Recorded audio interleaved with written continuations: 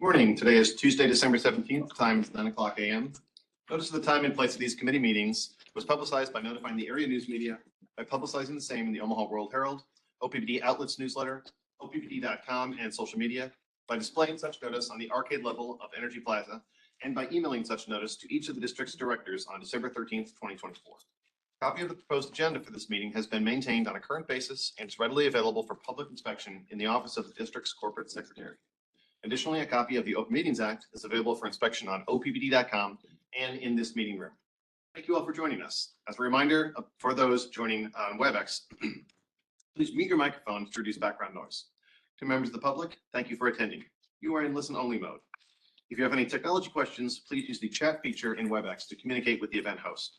Our agenda for today's meeting is as follows. We will conduct a closed session this morning to discuss one topic, Enterprise Risk Management Quarterly Update.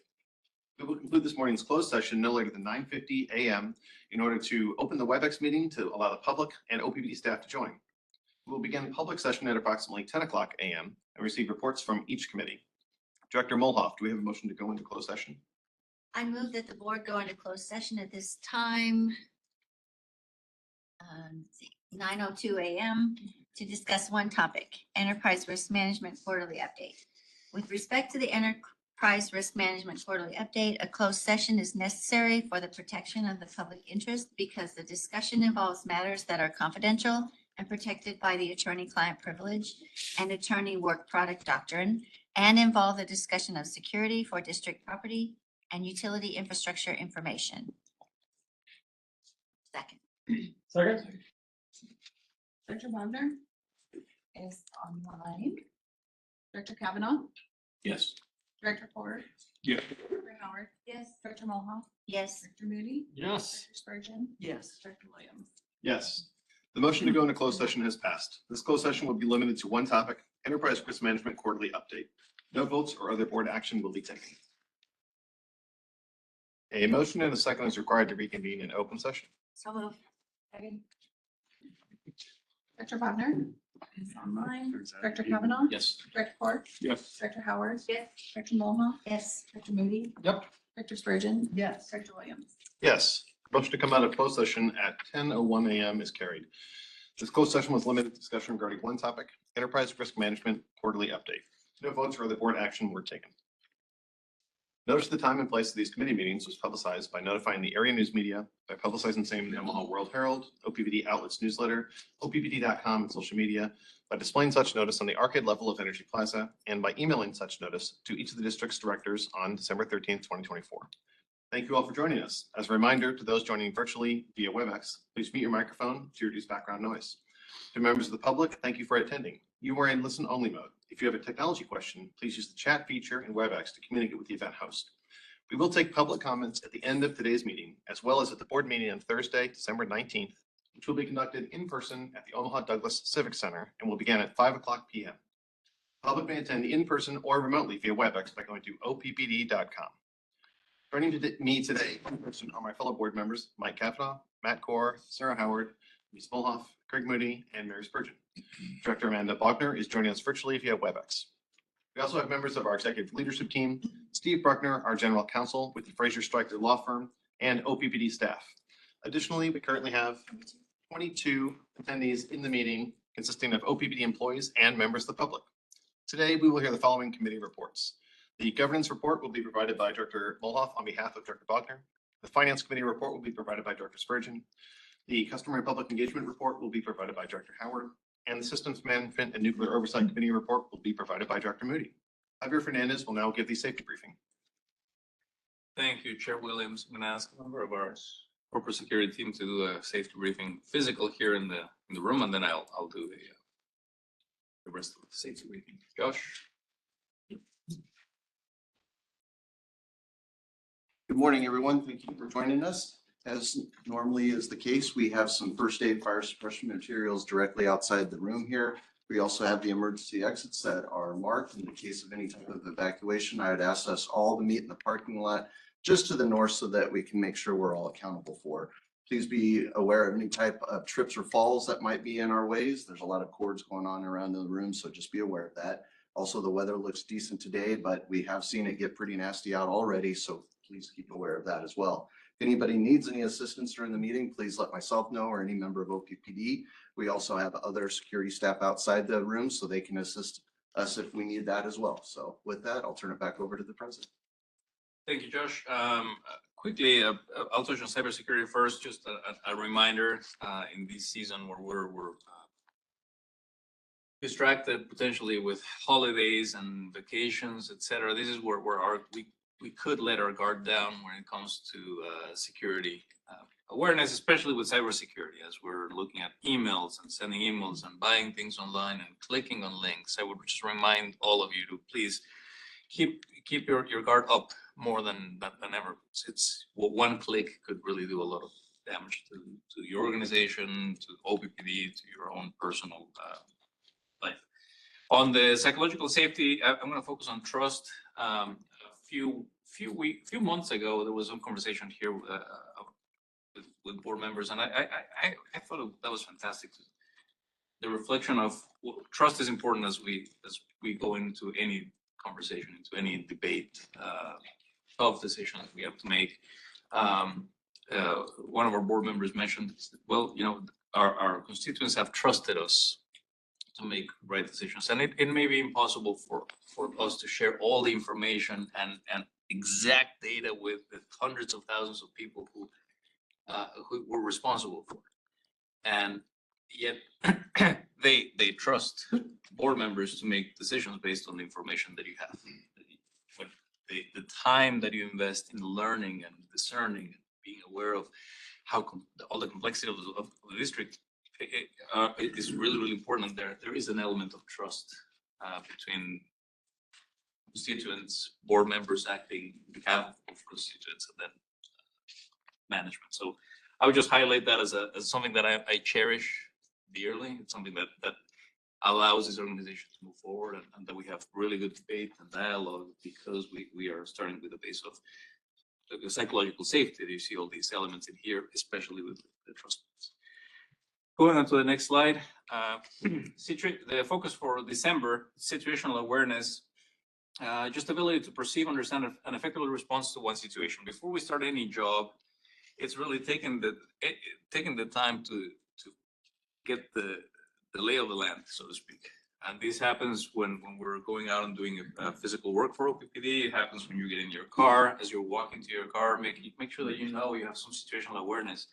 If you're like me, sometimes we're victims of, keeping our noses glued to our phone, and you lose that situational awareness. When we go into restaurants, when you go to a shopping mall, when you go to any other public place, it's important for us to always take a few seconds, figure out if you had to evacuate, do you know where the exits are. That's really, really important. Number two, field ergonomics. Applying ergonomic principles to the work environment can help reduce discomfort, fatigue, and injury. This is very, very important. It's in the case of OPPD, employees warming up, adjusting the position before you begin any work that requires physical exertion. Make sure that you have the right position on the right warm-up protocols. And last, as I mentioned earlier, the holiday season brings additional safety concerns to consider. We need to be aware of the changes of weather, as we painfully experienced here in Omaha on Friday afternoon, where streets turn into an ice rink. Those conditions can change really, really quick, and not with a lot of notice sometimes. So be very careful about that, and make sure this is the time of the year when you should already have a winter kit in your car. If you, for whatever reason, break down, make sure that you have the right clothing and ice melt, etc., that you may need in case of an emergency. That concludes my safety briefing. Great, thanks very much. The first committee today will be the governance committee. Again, report provided by Director Mulhall. All right, so the governance committee meeting was on December 10th at 8 a.m. and all committee members were present. This was my last governance pre-committee meeting, and Amanda said that y'all are going to miss me, and I will definitely miss those 8 a.m. meetings. After a safety briefing and review of the prior month's action items, Ms. Purnell fielded questions about the SD8 monitoring report. We did not review this report in detail during the pre-committee meeting, as it is on our agenda for today. We also received a report on severance agreements that we'll see today. And the governance committee is contemplating a change to the committee charter to no longer mandate that the committee be chaired by the past chair. We will bring red lines for all committee discussion in January. We also reviewed the planning calendar and the work plan. And would any committee members like to add anything to my report, Amanda, or others? If not, we'll move on to the first item.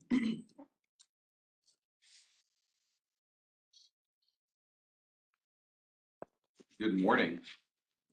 It is my pleasure to talk about the year 2025. It's hard to believe that the year 2024 is already behind us. As we step into the new year, GP4 agenda planning just refers to the fact that there is a 12-month rolling calendar that the board keeps and to which the board can add, or ELT or others can add agenda items as they need throughout the year. That has been presented for your consideration, and I'm here for any questions. Excellent. Check next to the compliance for GP.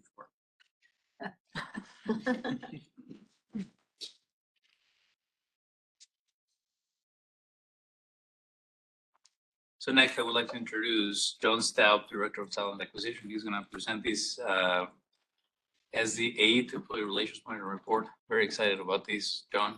Take it away. I'm excited to be here. Thank you for allowing me some time and space to provide this update. As you are aware, SD8 mandates a few things, but I do want to highlight sort of the why behind it. When we look at some of our very ambitious goals of PF 2050, we really zoom in to the purpose-driven culture, right? And underlying that purpose-driven culture, some of these mandates that we look at from an SD8 perspective. So wanted to really cover what those mandates are, get into some of the things I'd like to highlight within this year's monitoring report, and then open up for questions. So, first and foremost, just a quick review, SD8 does mandate that we develop and maintain a diverse and inclusive workplace that is reflective of OPPD's core values. Additionally, we strive to achieve a top quartile performance in an employee engagement.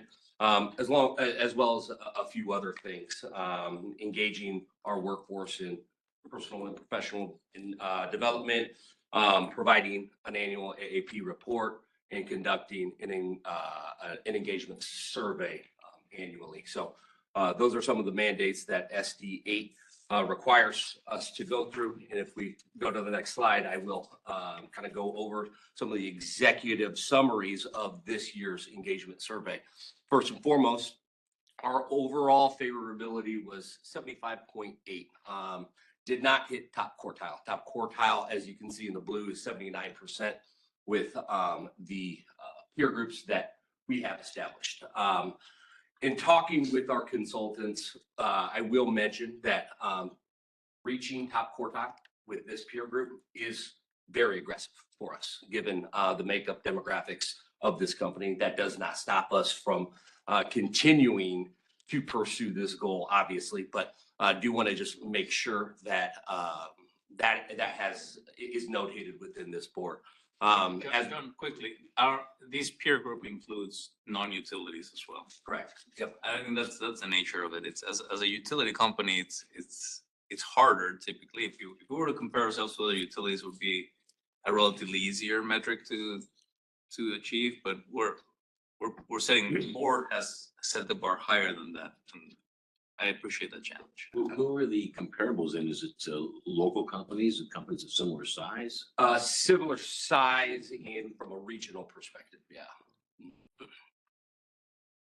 So some other highlights to pull out there is we did see an increase in engagement in terms of just workforce willing to complete the survey, which is great. You stand on the representation of the whole voice instead of a select few. So did see that year-over-year increase, along with some of the key opportunities for improvements related to accountability and inclusion, strategy setting, and how employees fit into future plans, and then obviously career advancement discussions.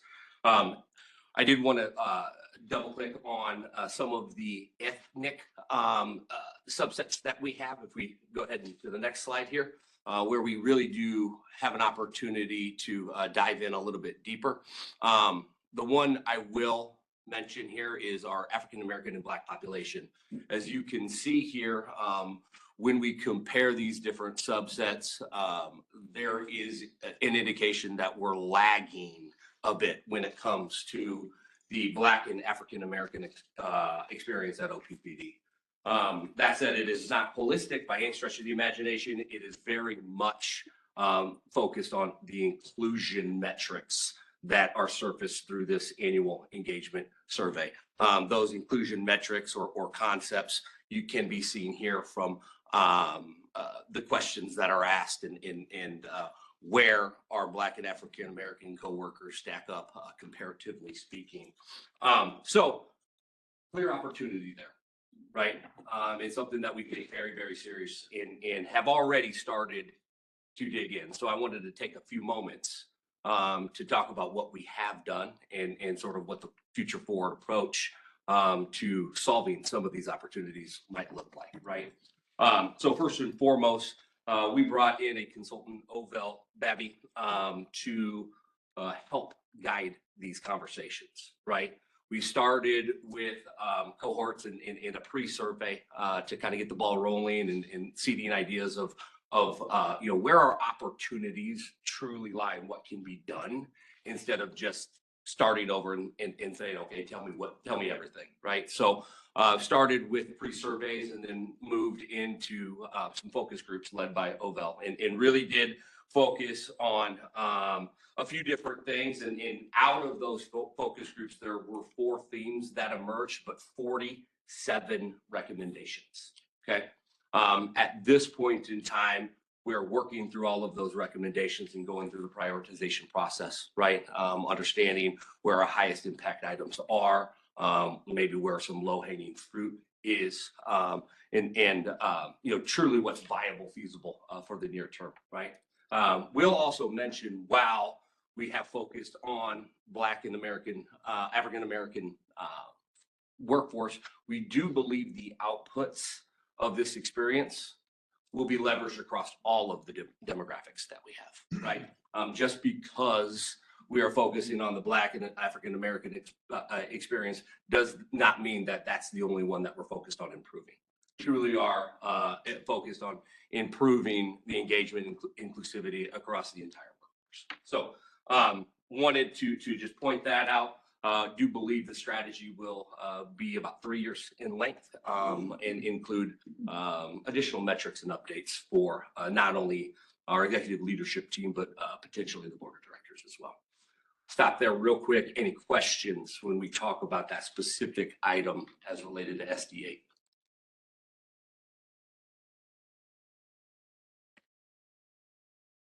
Okay, very good.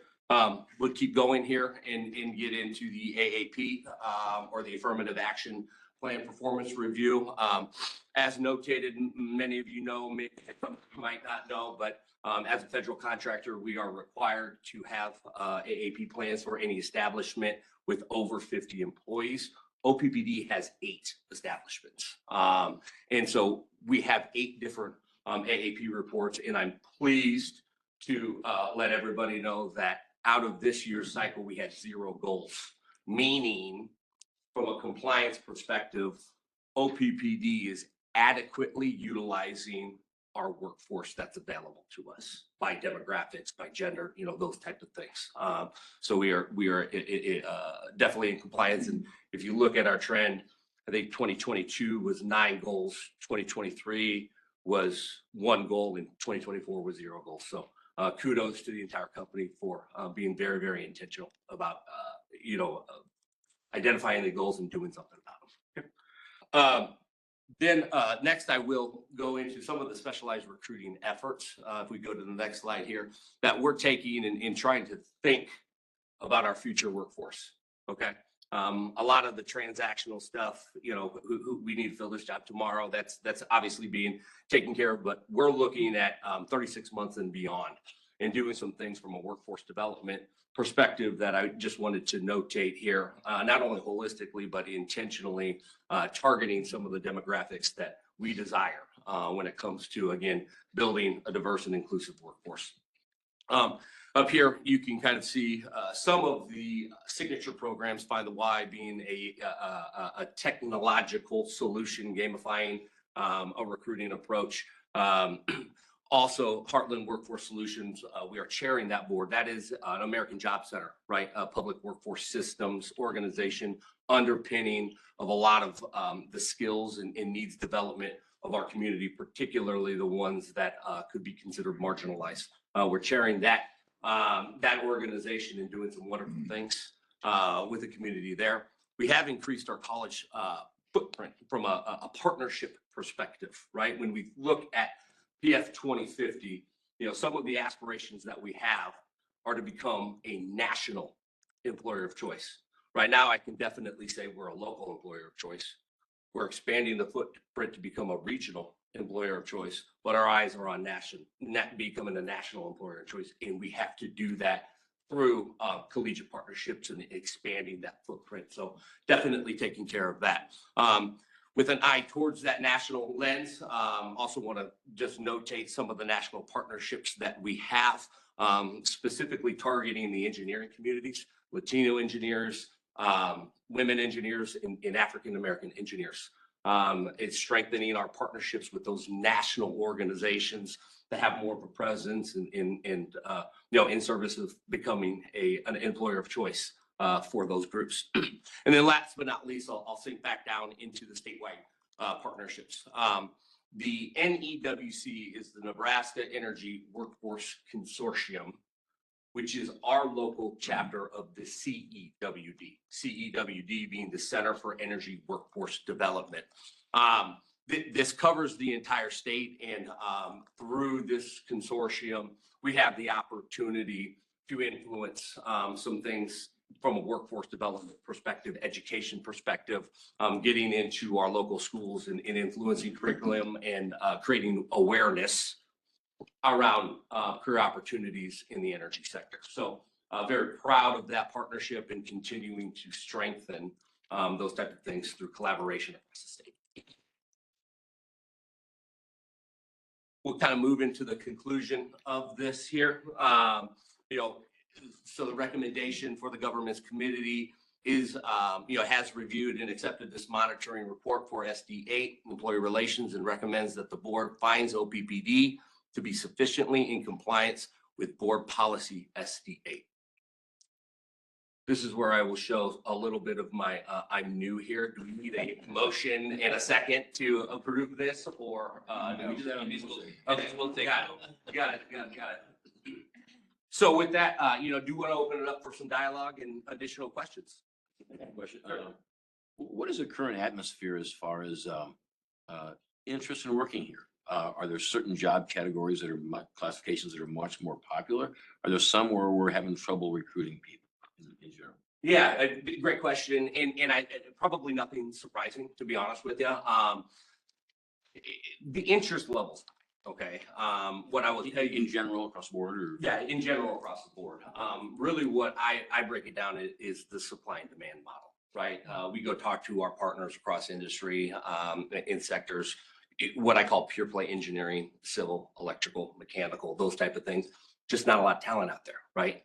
So we are zooming into that and figuring out what we need to do, not only from an attraction perspective, but some of the things that maybe we're doing internally that prevent us from accessing what could be considered non-traditional labor markets. So that really is where the opportunities lie for us, in my opinion, Director Kavanaugh. But to answer your question directly, the interest level for OPPD is very high. I think Javier gave a great stat at the state of the utility. The acceptance rate at OPPD is actually lower than acceptance rates at Ivy League schools, right? Meaning we have a lot of applications coming through, and the throughput this is a special place to work, and people want to be here. In 2024, I think we received through all the different means that we advertise for jobs. We received over 10,000 applications. And we hired a little bit over 300 net new people coming into OPPD. So that's what John refers to. I think the reputation, benefits, et cetera, those are high, and we enjoy that. But as John said, there are a few very particular skills that are hard to find and retain. And so engineering, for example, we have an open recruiting for engineers year round. It's not, it's something that there's always an opening for engineers. There's career paths, also progression within engineering careers where you don't necessarily have to be a supervisor or a director, et cetera. There are different ways that we're exploring to attract and retain that type of talent. Cybersecurity, cloud computing. There are a few that are, it takes us a little longer than the rest of the skills to hire.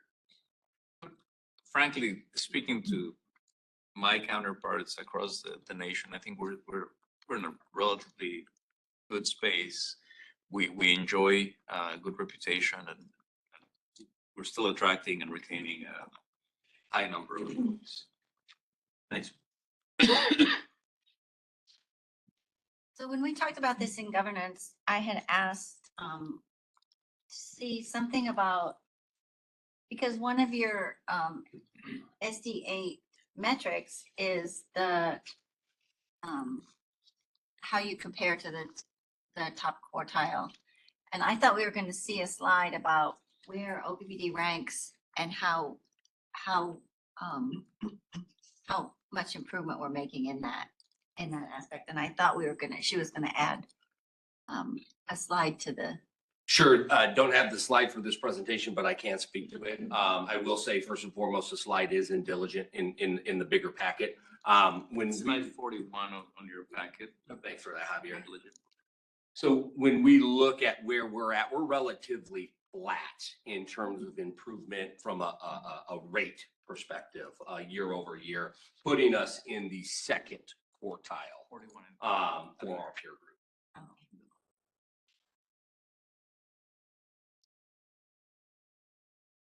Does you said the threshold to get to the top quartile is at 79? Does 79 this year, and that moves. But does it bounce around much from a?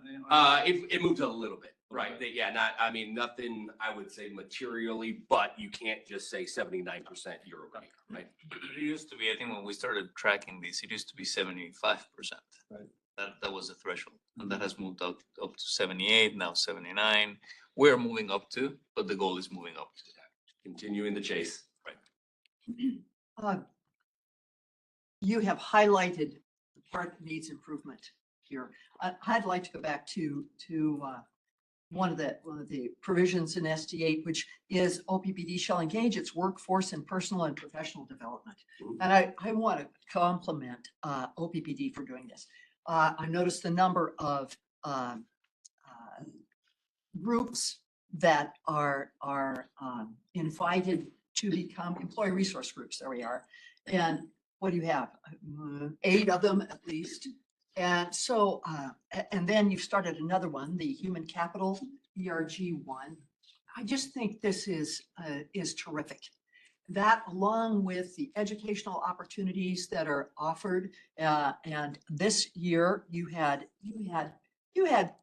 people increase participation by 85% in those educational opportunities. I think that's just phenomenal. For me, I guess I want to speak to kind of to the employees. That if you are like, oh, I'm not sure, I like to come to work every day, it's a little hard, I feel isolated, find a group that you identify with and join that. And above all, take part in the educational things that are offered here, because that is a great job perk, and you don't get that in every job you have. I had the pleasure of sitting by a young worker at the State of the Utility, and just from the way our conversation and the words he used, I like, this guy could move up the ladder because he's thinking like a people leader. He's thinking like a business unit person, you know. And so I just want to encourage employees to take advantage of all the training there is. If you get into something and go, well, that's not for me, well, you've learned not to spend any money going in that direction. It just is a win-win for all the employees when they do that. And the connections they make with other people. And I want to give a special appreciation to the people who have been involved in this human capital ERG1, because I think that is, I'm going to step out, I'm going to meet some people that I have never met before, who think differently from me, who look different from me, who come from backgrounds that are different from me, and I'm curious about them. And that takes a lot of courage, because that means they're opening their themselves up to being changed. And that just takes a lot of courage to do that. So I want to particularly compliment those people. And I would bet that they are celebrating that they did that, because they have discovered just how many wonderful people there are in the organization that they never had a chance to know before. So just want to give a shout out. I just think this is a huge thing and a real asset for OPPD. Thanks for that, Director Spurgeon. That call out does make me think of two words: thriving and absolutely engaged. The ecosystem that we have focused on development are those two things, right? A couple of notations that I will call out for the board is, you had mentioned ERG1. We are standing up the board, first inaugural board for ERG1 in January, in addition to making some enhancements to our continuing education policy across the district for putting more tools in our employees' hands to go and invest in their own development. So very excited about the future. Thank you. Any other? Yeah.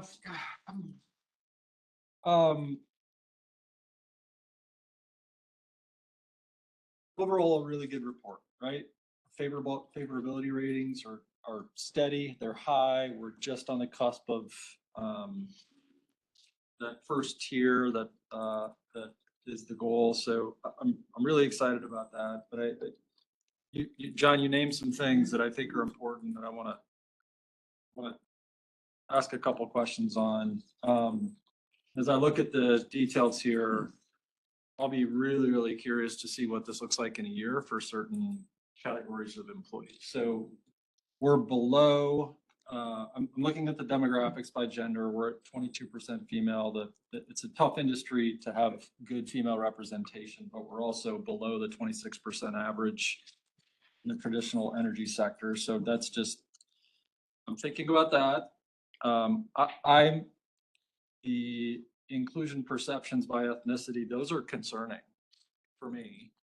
And I'm glad that you all are taking really deliberate action on that. That's extraordinarily important. And that's the one that I'm going to be really, really interested in seeing where that lands next year. That's really critical. I mean, we name in the SD, the very first sentence is diverse and inclusive workforce, right? So that's trending in the wrong direction, those reductions. And then I'm also looking at the overall favorability by gender and ethnicity. And if you look at overall favorability, it's generally pretty good across most of the categories of demographics. Although when I look at Asian women, Black women, and multiple race, multiple ethnicity women, they're all pretty meaningfully lower than their male counterparts. So like, I'm not going to posit any like hypothesis as to what's going on, but I'm looking at the data just with a bit of a concern about the sentiment of some of those employees. And again, I know that y'all are taking steps, and I'll be really curious and interested in seeing what we're able to do over the coming year to drive some of those numbers up. I guess I didn't have a question there. Just some thoughts. Point taken. It's very good to know that you're so interested in it, though, as we are, right? In figuring out what potentiality is out there for us to roll up some potential intermittent updates and those type of things. It's all being discussed internally and obviously not ready to commit to anything right now. But Yep. Very, very interested in it as well. Thank you. We talked a little bit about the employee resource groups earlier. Can you remind me, do they have a regular meeting? Is that up to the group themselves? What happens at the meetings? How do they engage with each other? Yeah, so let me just take a couple of minutes to actually talk about what's coming instead of current, right? So we had notated ERG1. That's actually a significant departure from the framework of the individual ERGs that we're currently seeing, right? So each individual ERG and the affinity identity that they have identified had their own board previously. Moving to ERG1, all affinities and identities are still recognized. However, we are making a governing board over all of them that is representative, right? And with that, new cadences, new drivers will be established. But the underscore of it all is not only including or creating a place that people can step into and feel like they belong, right? But the development opportunities that people have to drive different types of impacts at the company in alignment to enterprise strategy and those types of things.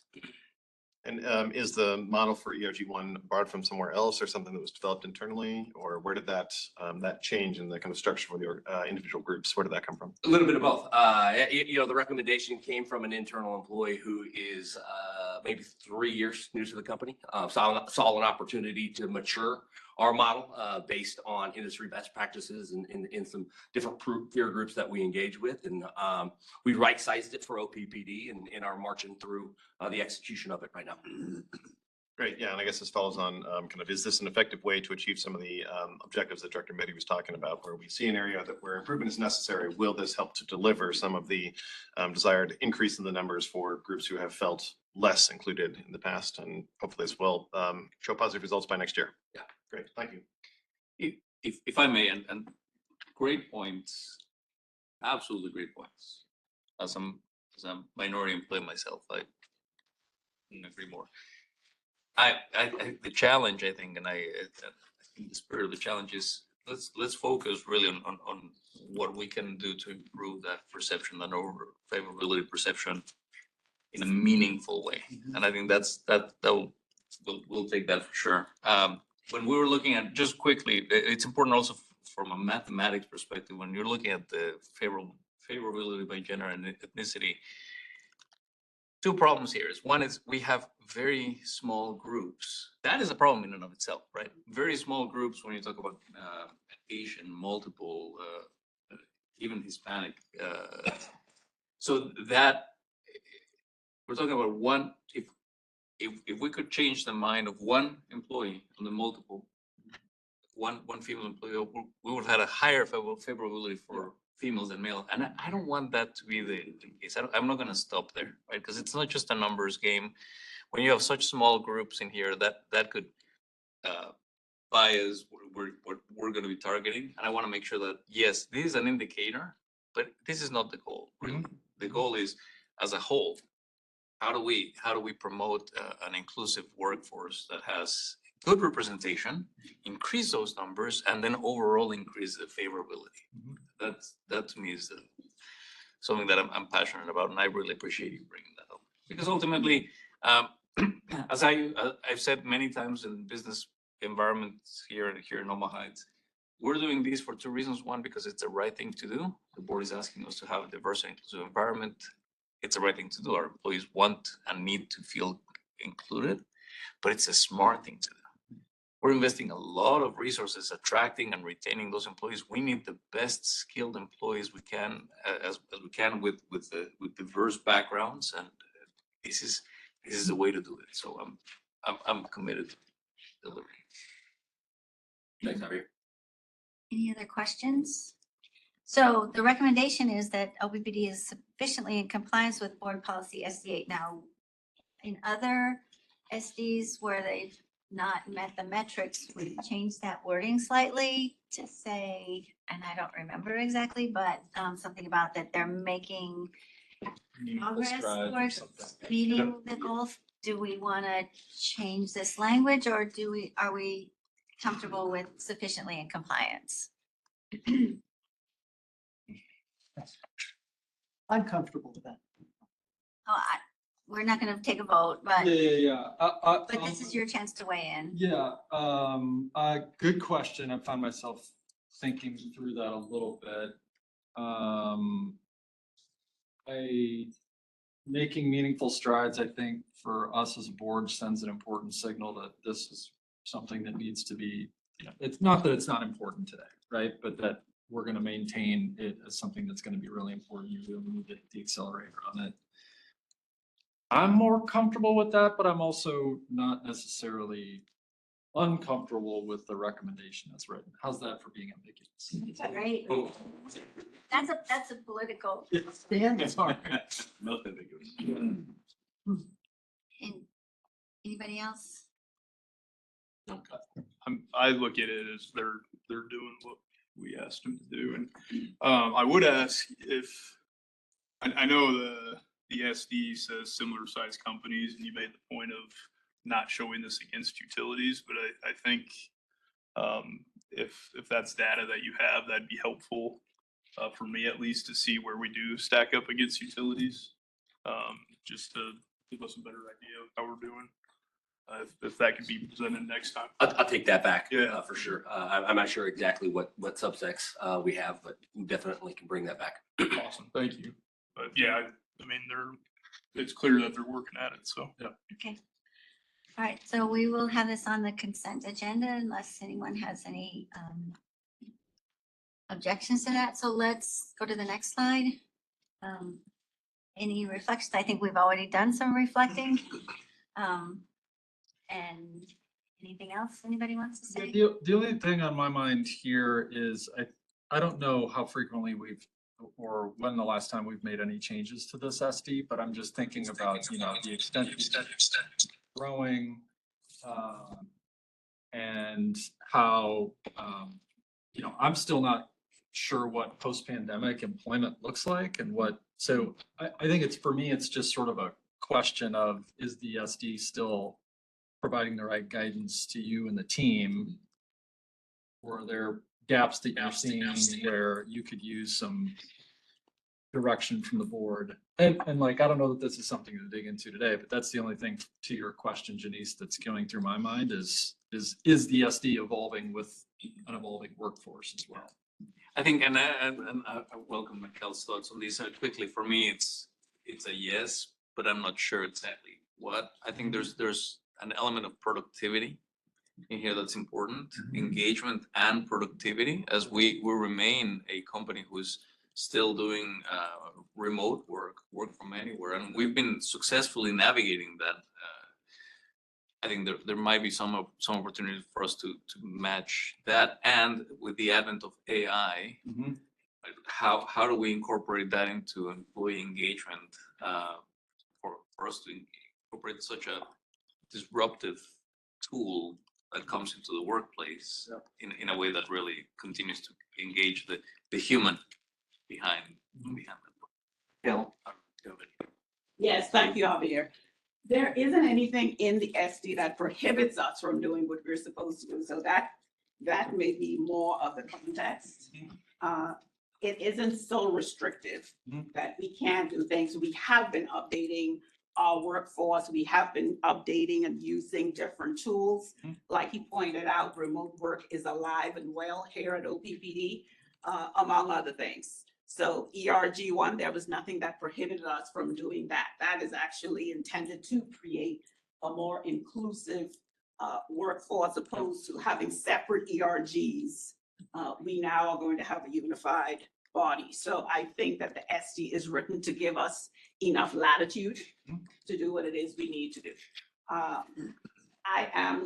We're looking into the metric itself, and the way the SD is written, it also says that we are going to establish. So obviously the intent was for us to hit top quartile relative to similarly sized companies. But again, there may be an opportunity for us to look at something that is going to be a bit more attainable, however, not easy, if that makes sense. Thank you for that question. Yep, sure. Okay. And perhaps if we include our performance relative to other utilities, that data might help us to formulate perhaps a different goal. So in the future. we can- Yeah, I think that's, yeah, I think that's a great point. I also, you know, I believe as we've talked about this in the past, there are certain jobs for which we're recruiting against other utilities, but there are definitely other jobs where we're recruiting against everybody. So Definitely I think that's IT. part of the reason why we kind of thought like a broader sample Yeah, set. sure. might be valuable. Okay. Any other thoughts? Right, so I believe we'll move on to the next agenda item then, which is severance agreements in excess. Thank you, John. Thank you, Have Bob. me again. For the- Good job. Details have been provided, but by law, we are required to report claims to the board in excess of $50,000, and we are bringing to the board's attention severance agreements for 3 employees who recently retired from service related to the Fort Calhoun Station decommissioning. Pertinent information is shown on the data sheet that has been provided through diligence. As you remember, these are key critical employees that we use these type of contractual tool to retain them at Fort Calhoun Nuclear Station during the decommissioning process to ensure a smooth decommissioning results. And we've achieved that, and we're grateful to all 3 employees. They've done a fantastic job. We're moving according to schedule, and this is OPPD's way to honoring our side of the bargain where we agreed to. And I just think it's remarkable that, you know, people with highly skilled, people who are highly skilled, with great skill sets would stay on as long as we needed them, and then they certainly deserve these severance packages. So any other questions or comments about that? If not, that's the end of the governance report. Great, thanks very much. Appreciate you being available while Amanda's attending. Next committee today is the Customer and Public Engagement Committee, Director Howard. Thank you, Director Williams. The Customer and Public Engagement Committee met on December 9th at 4 p.m. We covered 2 major items, a product and service update and the COP customer feedback recap. The COP customer feedback recap is going to be rolled into the Finance Committee's report. And so today we're just going to provide you with a product and service update. Tim, I think you're up. Thank you, Director Howard. As we've done periodically, we want to bring to the CPE committee and the larger board an update on what we're doing with products and services for our customers to help them manage the energy in their life. So I'm proud to welcome Mr. Brian Adams in a relatively new capacity as Director of Product Development and Marketing. And Brian will lead us through today's update. Welcome, Brian. Thank you. Thank you, Tim. Good morning, all. You look a little bit different from this angle.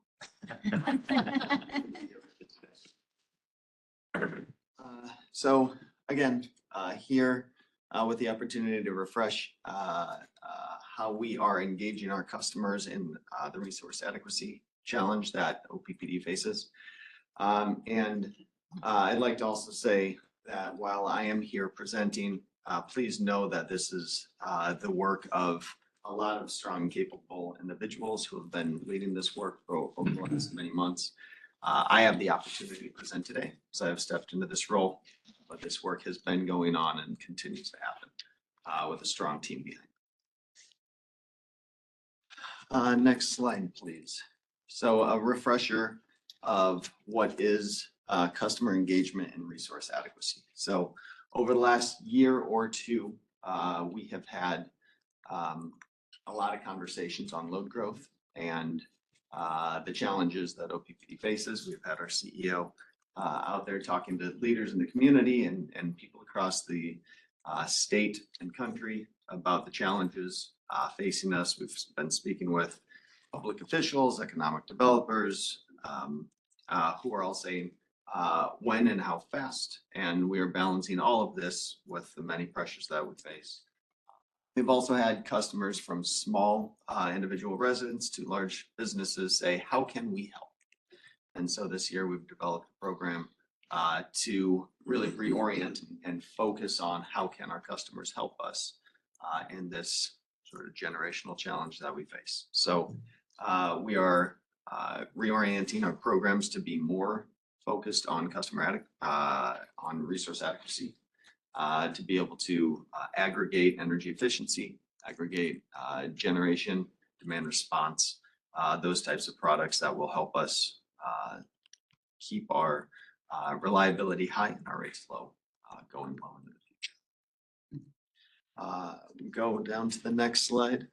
And as a reminder, these programs are all intended to be beneficial for both our customers as well as OPPD. And so our customers have desire to grow, and we want to continue supporting them.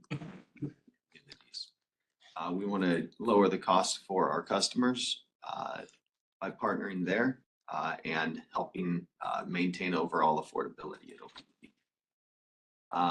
Efficiency helps reduce overall load. It also reduces our overall required capacity. Many of these products are in the sustainable nature as well, which helps individual customers as well as OPPD overall. And again, increases reliability overall. This has been a trend that we have been on, that we're sort of supercharging. We have been increasing the overall budget for Sarah's gone up about 50% since 2021 and continues on that trend for next year. And over probably 2/3 of my team's efforts are going towards Sarah-related efforts and programs. So please know that we continue to focus on this heavily and we'll continue to increase that going forward. Next slide. Oh, sorry, I didn't know you had already advanced. Thank you. So you can see in these trends, energy efficiency continues to step up. Solar applications did peak in 22 and have sort of fallen off, though. We're projecting that will start to turn up again in 25. And then EV growth, we have lots of different teams across OPPD keeping a close eye on this. Our engineers figuring out distribution planning and what this will, how this will impact our circuits. And so far it's been pretty slow and steady, though we are keeping an eye on it. Committee again, and on the cumulative EV, and that's the 44 for 2024. That's a total number of electric vehicles, not additional. That's correct. How do we know how many are actually out there? We get our numbers from the state of Nebraska registrations. So if a vehicle is just Nebraska, it's registered. They are subtracted. Correct. If vehicles were out. Yes. But are those 100% electrics, or does that number include hybrids? I would have to double check that before giving you an official. But I'll get you that answer.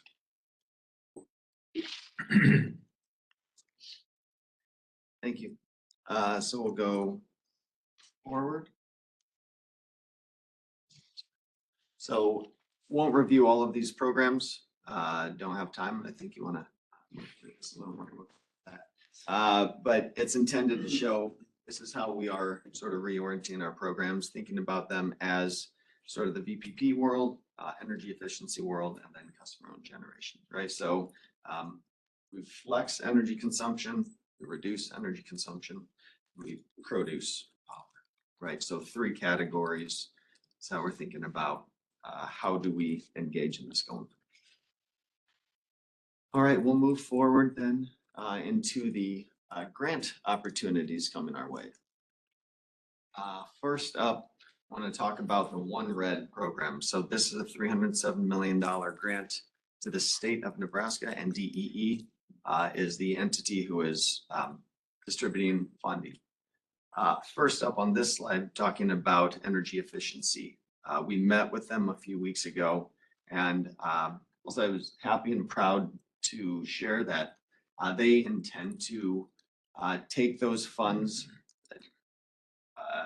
an 8-figure amount, $20 million or so, and they're still working through their allocation method, but they will be sending that to utilities that already have energy efficiency programs in place. They have said, we're not the experts on this. You guys already have programs, processes, vendors in place. We're going to send money directly to you. You do more of that. We are ready for that. We're capable of doing that. We're bolstering those programs, but that's a very happy story. Good efficiency, good partnership. On the next slide, talk about solar grants. So we've got sort of three main buckets here. The first one, you should be familiar with, Nebraska Environmental Trust for $500,000 to build around a megawatt size solar array. And so that is awarded directly to OPPD. We are working on that. It should be functional, it should be operational by 2026. We are still working through the specific details, but that one's in process. Back to the One Red program, there is a significant chunk for solar. Those are generally on the smaller side. Again, the allocations are not determined. That will be through NDEE, but we are preparing for that. We are expecting somewhere in the range of a half of that money to come to our service territory, given that we serve roughly half of the state. And so we're preparing for a large influx of grant dollars to come our way. And then finally, the Center for Rural Affairs, again, $62 million. 75% of that must be used to offset low-income customer bills. And so roughly half of that will probably come to our service territory, given that we are serving about half of the low-income customers in the state of Nebraska. And so between all of this, we are rethinking organizationally how we do this. In the past, if somebody wanted to build solar, we said, sure, what are your parameters? And we'll work through connecting. This is a kind of a different orientation towards that. With so much money, and these entities are not the best at saying, here is actually how we do it, right? They're not solar developers. They are really good at grant management. They're looking to us to figure out how to develop. And so we're working with all the internal teams to say, okay, here's how we can best engage. Here's how we want to benefit OPPD, benefit our system, our grid, and maximize the benefit for the majority of our customers. So trying to balance all of that, there's a lot of teams at play and a lot of competing interests. So some of these grants are federal money. Correct. Has this money already been awarded, or is this money that could be taken back by a new administration? Uncertain. When we had met with the Center for Rural Affairs a couple months ago, I don't believe the money had been awarded yet, but that was pre-election. And so I don't know the specifics around those. I'll withhold any further comment. Just to agree with Brian, I mean, one of the things we have seen is specific awards go quickly. Yeah. So JTIQ, just as an example, it's moving forward very quickly. The broad expectation is that would survive any sort of administration change. But my perspective would be it tends to be program specific on how fast they can do whatever it is they need to do to make it.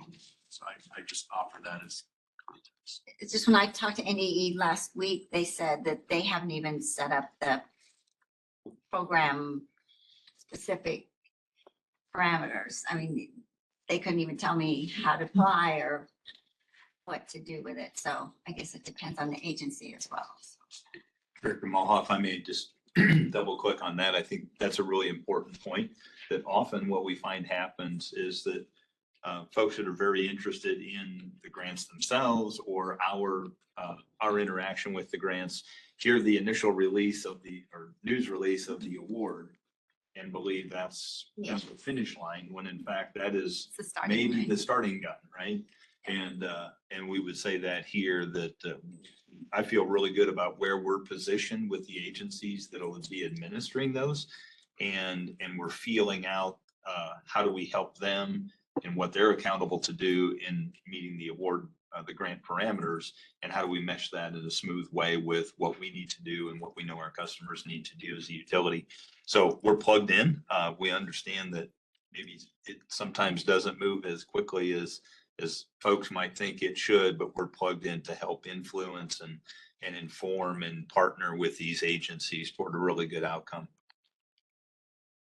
And so after award, then there's contract negotiations, and the term I think we're looking for is obligated. Obligated means that there are contractual obligations by the federal government that the money is more difficult to rescind later. Yes, and so I think that all of these are moving in the direction of getting the funding obligated, and that's the stage at which it would be more difficult to claw back functionally. And I don't think that they are finally yet, but I think they are getting close. And I have heard that there is a desire to make sure that money does get obligated in a way they can, where it would be more difficult to take the money back later, specifically on the greenhouse gas reduction fund money that goes towards CFRA and the other money to the state. That's something we can watch early into next year. Okay, back to you, Brian. Thank you. All right. Aaron, if we could advance a couple of slides. Thank you. So we are also finalizing our strategy around Sarah LMI, which is how we engage our low and moderate income customers in this program. We want to ensure that our products and services are distributed fairly and widely across our customer base across their service territory. And so we really have two channels and ways of thinking about that. One is product adoption. So that's on the left. All right. How do we encourage our LMI customers to adopt the products that we have out there already? And then the other is new product development opportunities.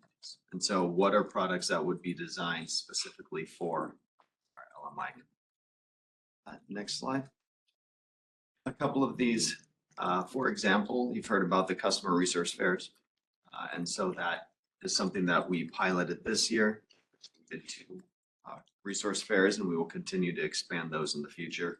And then senior customer outreach. So those on fixed or limited incomes may not be aware, think about their utility bill very often. And so how can we reach them? And then again, we'll be finalizing that LMI strategy and working on updating our EEAP.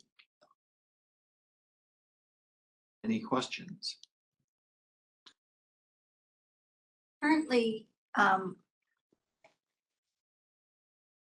much of our energy efficiency assistance program monies annually are actually dispersed? I mean, I think in the past we had heard that it was difficult to get buy-in and that we hadn't met our goal of spending the amount we budgeted for those programs. Is that still the case, or is that, and it looks like this might be some ways that we could beat that goal, but have we made some progress in the numbers of customers that have benefited from these programs and how they've been accepted? Got a broad answer unless.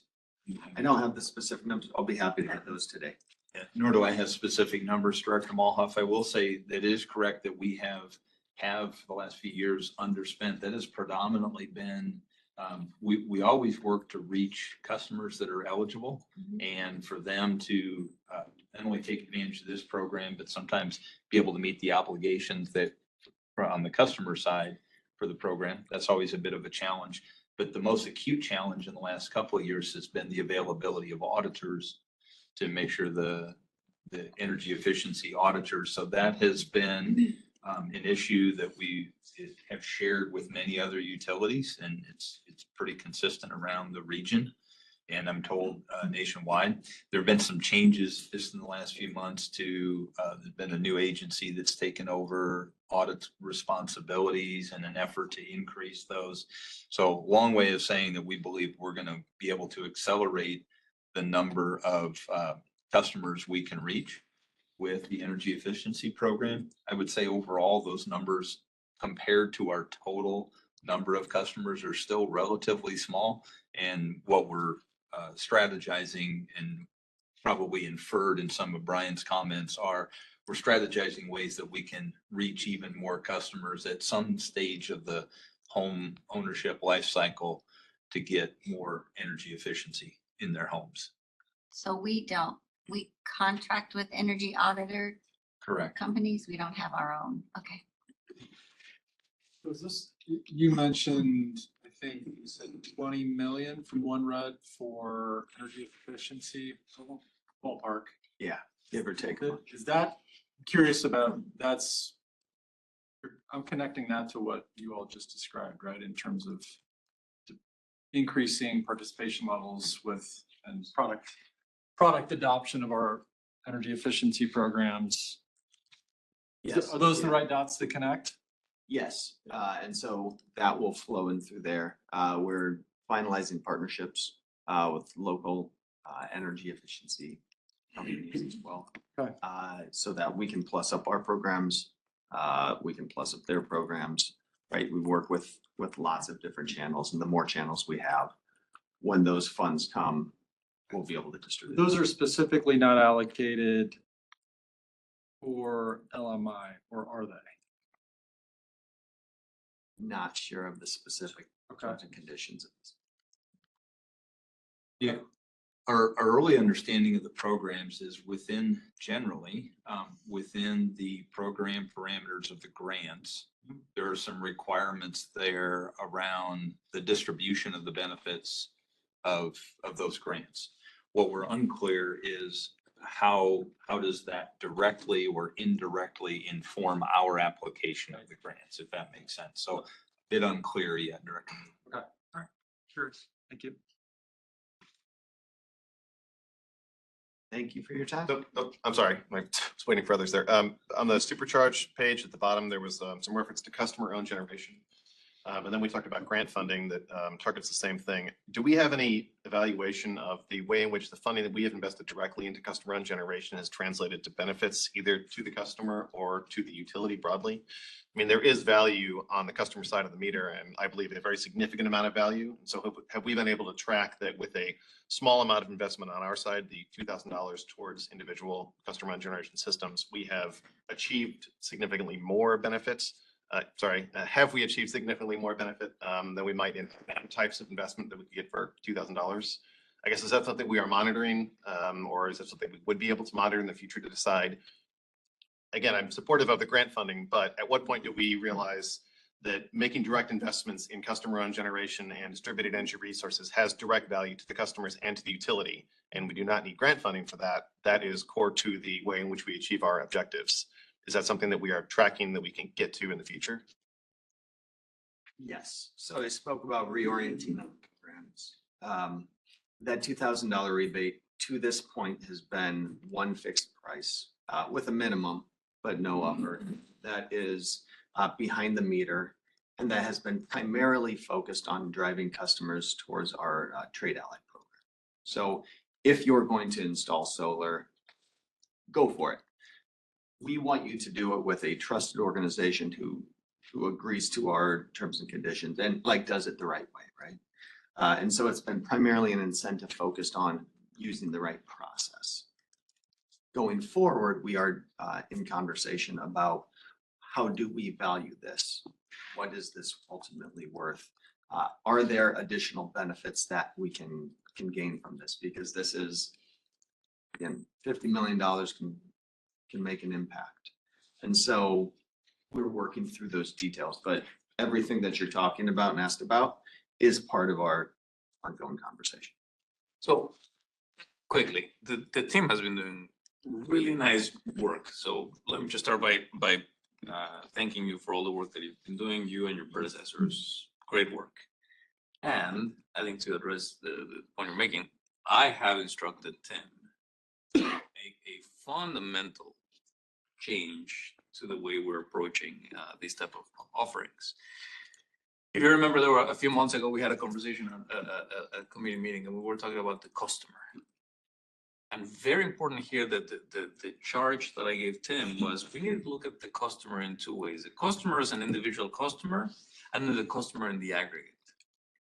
Any resource that we dedicate from OPPD to our customers, in this particular case on product development marketing, has to touch both aspects of that customer.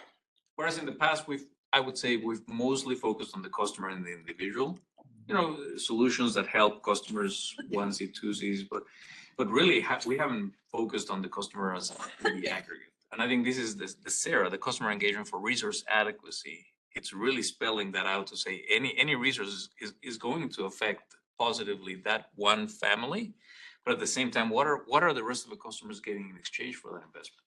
And it is energy efficiency savings, it is demand side management, it is helping us with virtual power plants. It's something that that family will benefit from, but it's the rest of our customers will benefit from in a way of one less power plant that we have to build, right? Or less distribution investments we have to build because you have now customers who are engaging with us in a different way that we haven't engaged before. So I'm really, really excited about these. Your question about do we have this data going back many years? We could get it, but we really haven't been tracking it that way because that hadn't been the focus. This is the focus now. I'm really excited, and Brian, I'm excited about having you leading this team. It's a big ask, but I'm really excited about the changes that we're about to see just by changing the way we're approaching this. Yeah, and I don't mean to ask too detailed of a backlooking question to someone new in a role here, but I guess my main interest is in looking forward, particularly as we look toward the IRP. This is an area where I had comments last time, and as we get there, I hope that we will have explicit objectives discussed and then potentially listed in our IRP when we move through that process in the future that will specify the potential value to the customer's individual and customers aggregates from these types of resources. So this is mostly a forward-looking question that I know that is coming, and I will be very interested in how we incorporate that into the plan, the resource plan that we are doing as we move forward. Thanks. Just one more comment. Words matter. And the fact that you're talking about supercharging your efforts is exemplary in my mind. And this is something that we as a board, I think, have talked about many times about what the benefit of these efforts has on the utility as a whole and not just to the individual consumer. So thank you for this work, and I'll look forward to seeing this going forward. Superchargers, no pun intended. Exactly. Unintended. If there are no other questions, I think that's it for CPE today. Great. Thanks very much. Next committee is the Finance Committee. Director Spurgeon. Thank you. Finance Committee met on Friday, December 6th for an hour. We looked at board work plan. It's going to be up for the Finance Committee in 2025. Briefly discuss some potential committee action items for next year, and they are based on board feedback received during the board 2024 board workshop. Then there was a claim settlement report, which we'll hear today, and a report about the 2024 C and D bond issuance. And we looked at a declaration of anticipated 2025 capital expenditures reimbursement that will be discussed here today as well. And then another look at the 2025 final corporate operating. So I think I turn this over now to Mr. Post. Yes, and I will actually ask Jake Farrell to walk through it. Good to see you all. Lisa apologizes she couldn't be here. I'm filling in for her. But we've got a reporting item for you guys. In accordance to state statute 84-713, any expenses and claims that are in excess of 50,000 need to be reported to the board. So Fact A kind of walks through it. Along Highway 136, just west of Brownville, Nebraska, in the spring after a planting had happened, our crews replaced some cable, left some cable in the field, and during harvest of this year, about 100, 200 foot of it got wrapped up in a combine. So as a result of that, there was damages at about 94,000. It was 93,840 to be exact. We have negotiated and have signed a release with this landowner. The landowner was Shughart Farms Harvesting. Are there any questions? Thank you.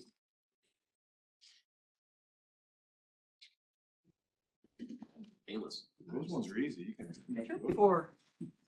All right, we're going to do an update on our 2024 C and D debt issuance that was just completed earlier this month. I'm going to have John Thurber give us an update.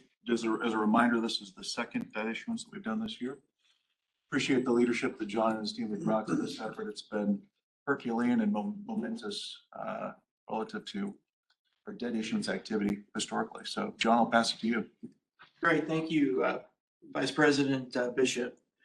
As Jeff mentioned, this is the second of actually, I guess, 4 bond issues that we've issued this year, the second time that we've been to the marketplace. Back earlier this year, the board authorized us to issue $1.4 billion worth of debt. And this summer, we issued $606 million to provide for new capital expenditures and to refund some bonds.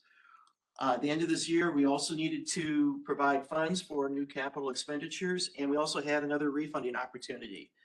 So on November 14th, we did go to the market. It was actually a very good market for us to be in. We didn't have very much competition with other issuers of debt, and the interest rates were going down at that time. And so we did go to the market at the right time. So we've had 2 series of bonds this debt issuance. The first series are 2024 Series C bonds. Were issued in an amount of $297,530,000 with a final maturity of 2054 and an average interest rate of 4.29%. And those, the proceeds of that debt issuance will go toward paying capital expenditures of the district.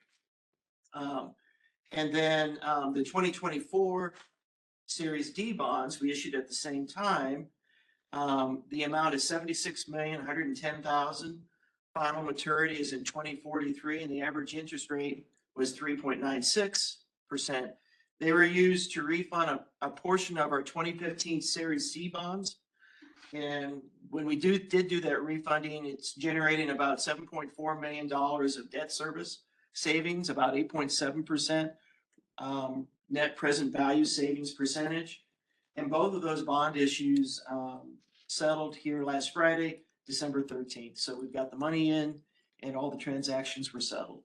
So be happy to answer any questions regarding the debt issuance.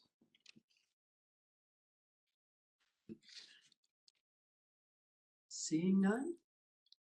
Hearing none? I think we may go on to the next item. Thank you for this work. This was it's kind of a dicey thing, and I'm glad all the timing worked out.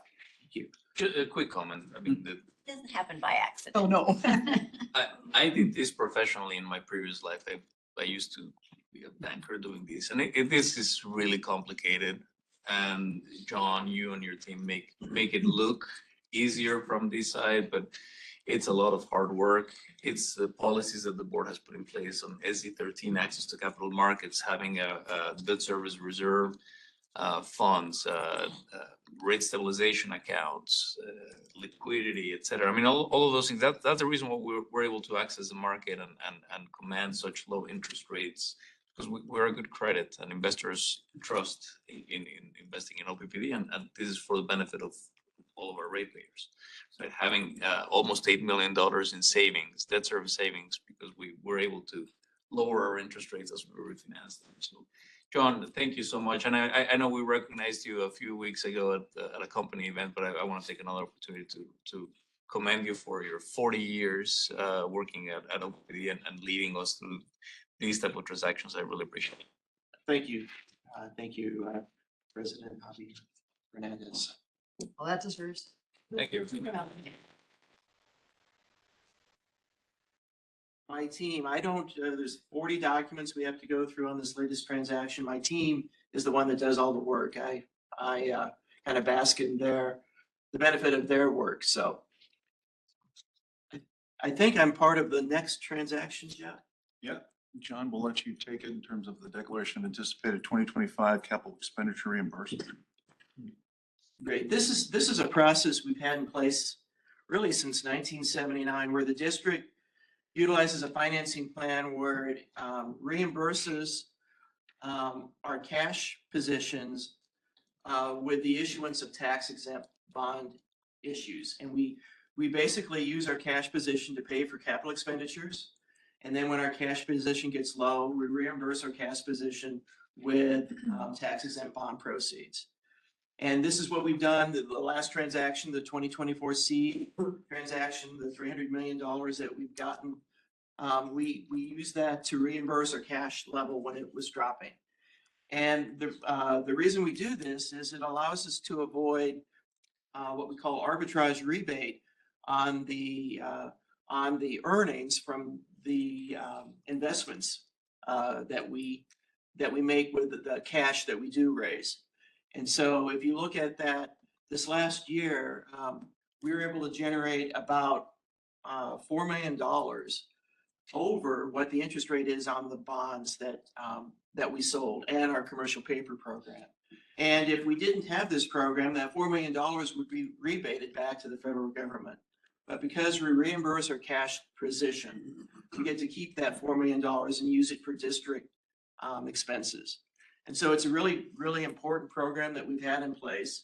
And so what we're asking the board is to, based on our corporate operating plan, we have $788 million of capital expenditures. And we're asking the board to allow us to issue tax exempt debt to reimburse our cash position for those $788 million of capital expenditures. And so that's the resolution that you'll be asked to pass here on Thursday. Any questions? This is the same resolution that we present every year, part of. Every year. Yeah.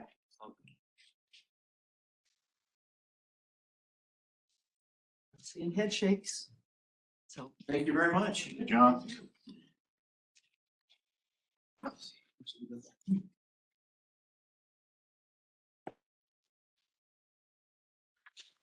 All right. Well, I appreciate the opportunity to touch upon the 2025 corporate operating plan. This will serve as the final touch point for the board. Intent of today's presentation is really to provide just a refresh of the key elements that we've got within the plan. You'll see a relatively short presentation. Plan to take about 10 minutes to go through that, and then the balance of the time will be available to answer questions that the board may have. Just as a background, there's been no adjustments to any of the materials or the request that was covered with the board back on the 19th. Just for the public as well as for the broader group here. Last month, again, we had a full presentation of the COP as well as the rates proposal, robust Q&A with the board. And so just want to make sure that folks have that who may have not been able to participate. And then I would also highlight the materials that we've got out online. Again, as folks are out there and are interested in specifically what the request is, we've got a COP book where it details that out.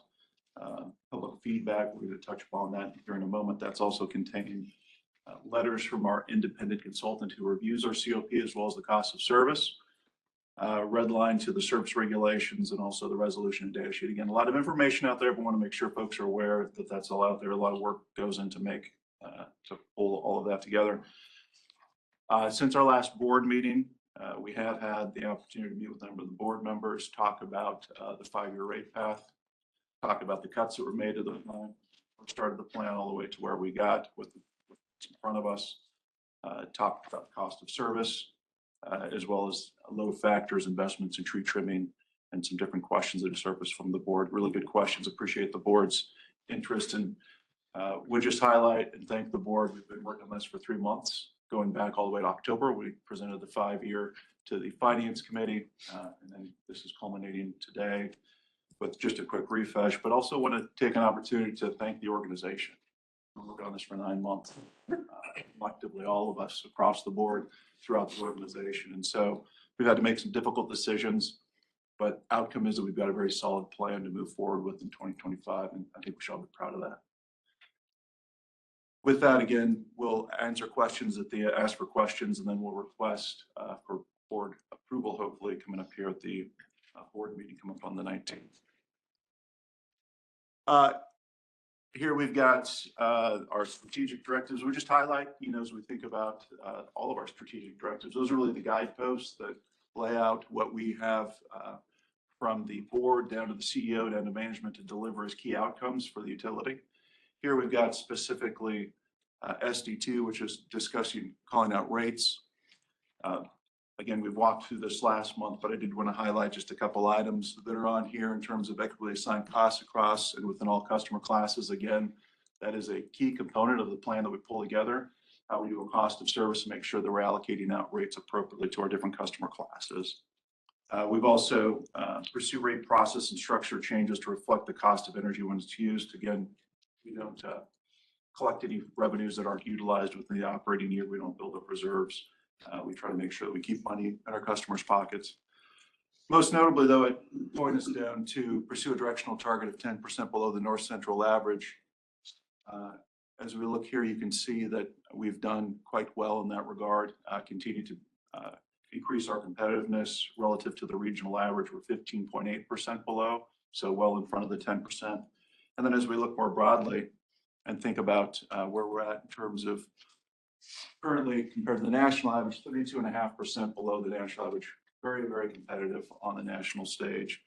Yeah, can I ask you a question about that? I've always wondered, I guess, the Energy Information Agency data, does that include investor owned as well as public utilities? I didn't know how readily accessible the investor owned information was. It's all public data that's contained in the EIA. Great treasury of information. If you ever get a chance to poke around in there.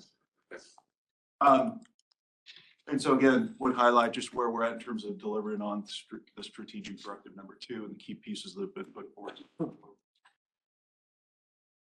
As we look at the corporate operating plan, this is what we're asking the board to approve. Again, 2.3 billion is the request. This is how it looks relative to the financial statements.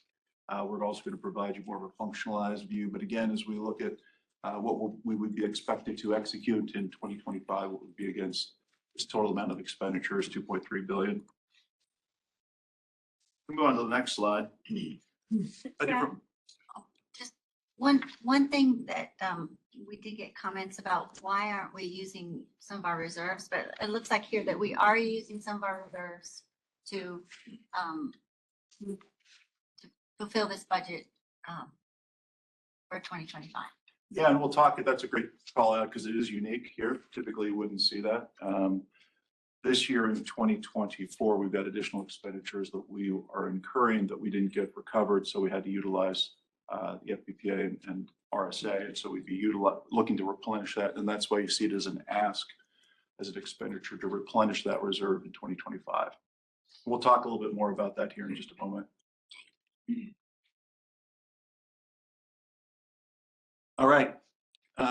Keeping the lights on is really what we want to highlight in terms of where you're seeing the dollars and cents go across the board. Largest driver is really current operations, as you'd anticipate. 74% of that. Again, keeping the lights on as we look at support for current operations, that's 49%.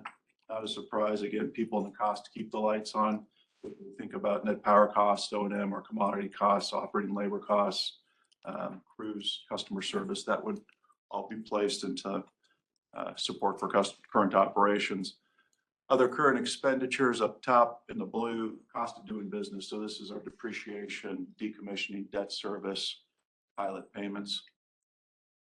And if you go down over to the green section, again, capital and support of current assets to maintain and reinvest in our current assets, transmission, distribution, substations, technology systems, things that are already in place today that we need to make sure that we're staying on top of so they were reliable in the future. Move on to transform, that's 26% of the budget. As we look at that, again, over in the orange is going to be the largest portion. That's the enterprise priorities. We spend a lot of time talking about what those are to the board in terms of ongoing O&M and capital. As we think about near-term generation, making sure that we've got reliable service, we're able to serve growth in the future. That's encapsulated there. AMI and the AMI ecosystem, we've been working on that for couple of years now. Again, continue to meet our customer needs and improve operations in the utility. That'll be contained in the orange section. Also, our master facilities plan, both for our employee as well as customer experience, and making sure that we've got. Before you move on, I think it's important, very, very important on this one. When you talk about enterprise priorities and near-term generation, it's of course part of this is our customer owners are starting to see these in the 2 new power plants we have, Standing Bear Lake Station, Turtle Creek Station. But what they don't see is all the investments that we're making that we've already paid for for new turbines, new generators that will be part of our Cass County expansion and Turtle Creek expansion.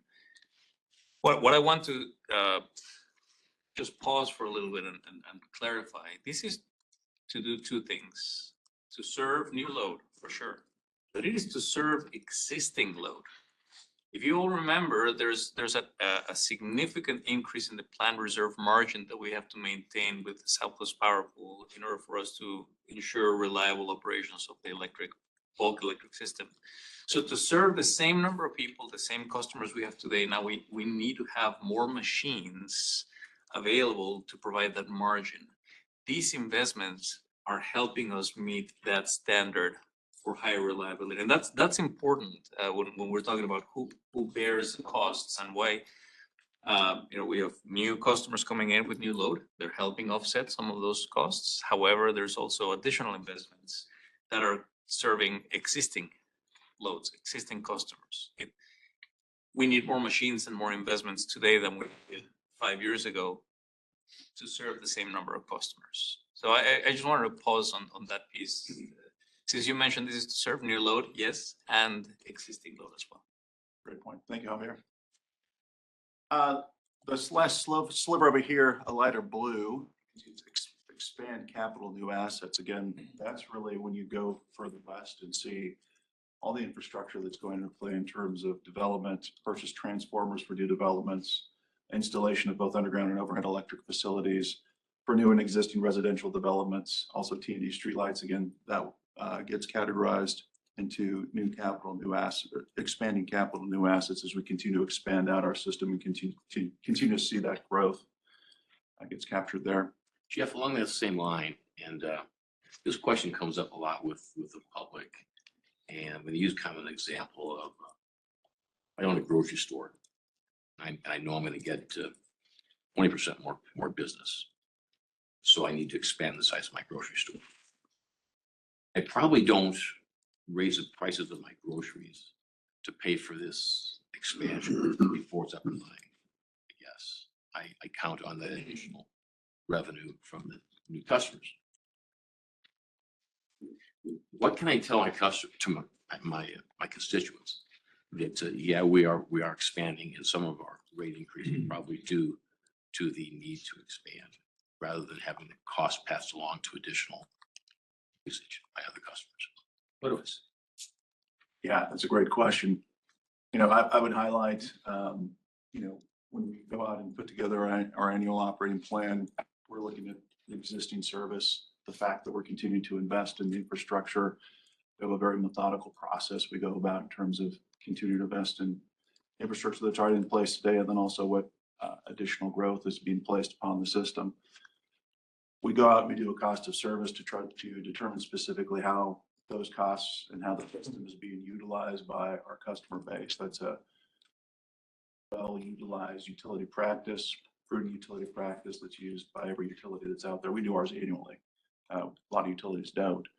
But that really goes to solidify specifically how our customers utilize the system, how do we make sure that we're covering the cost to do that.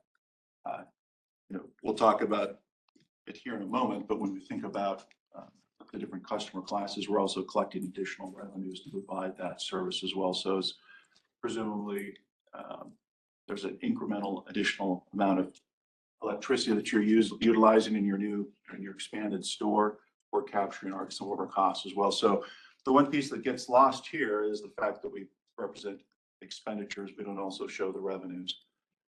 In the new plan, we're forecasting $208 million of additional revenue, and that's broken down between our different customer classes. Ultimately, that flows through rates, and that's the piece that obviously we're asking for when we go to the next slide and start talking about what the rate increases are. But again, what we're asking for is the approval to move forward with the expenditure side of the equation. You also have the revenue side as well, which is baked in, which sometimes gets lost as part of that.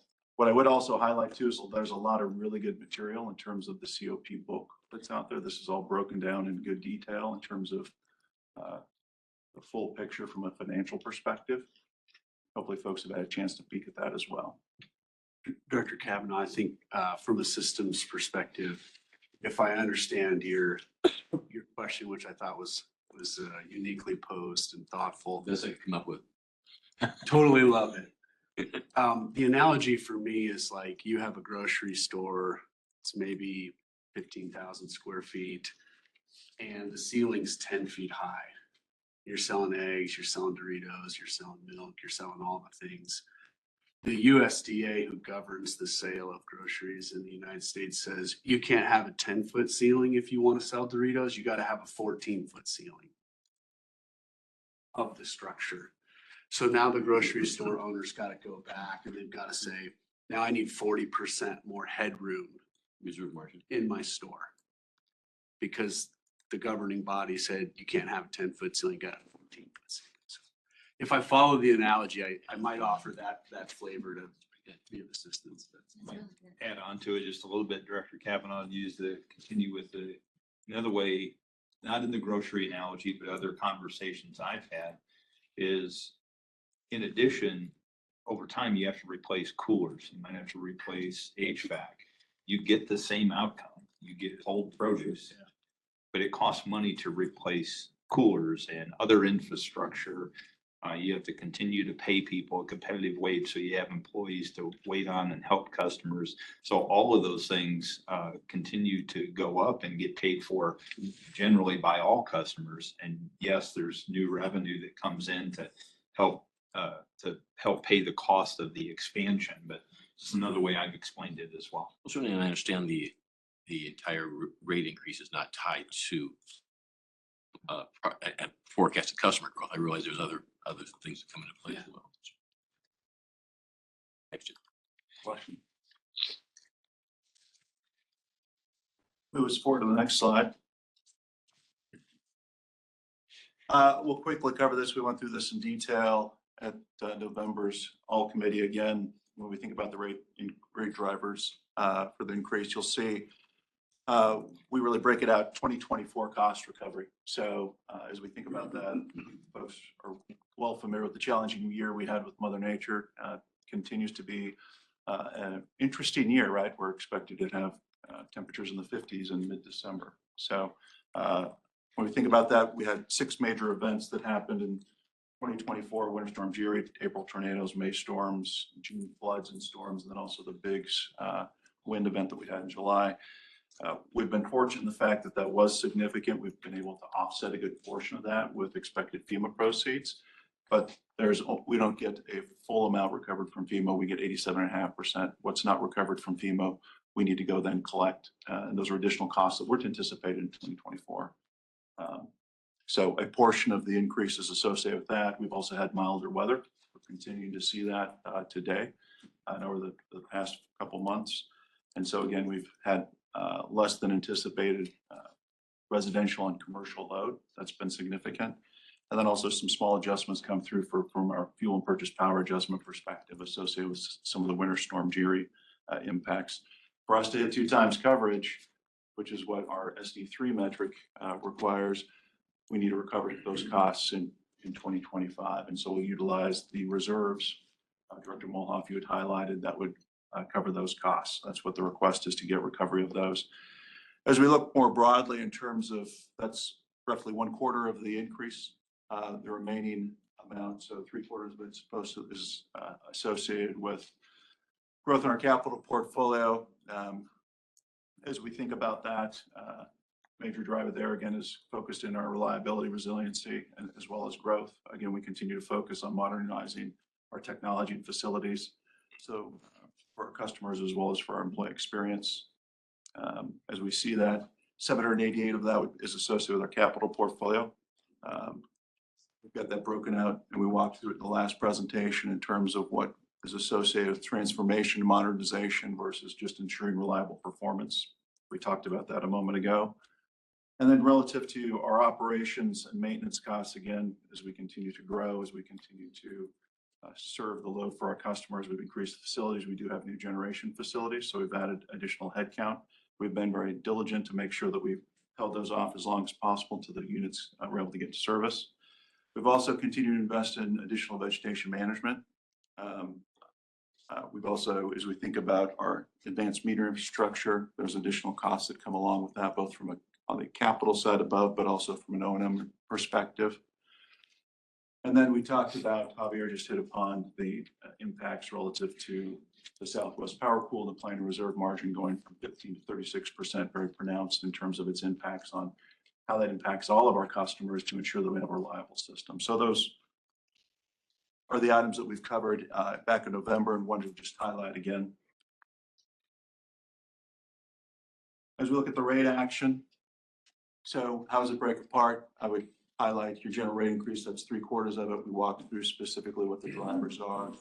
The 1.4% works out to roughly 25% of the 6.3, and we talked through how specifically that's associated with making sure that we're going to hit our 2x debt service coverage at the end of the year. So we can continue to ensure that we've got our strong credit rating when John and team go out to the market, that we can continue to get the best rates possible, keep our rates as low as possible for our customers as we move forward.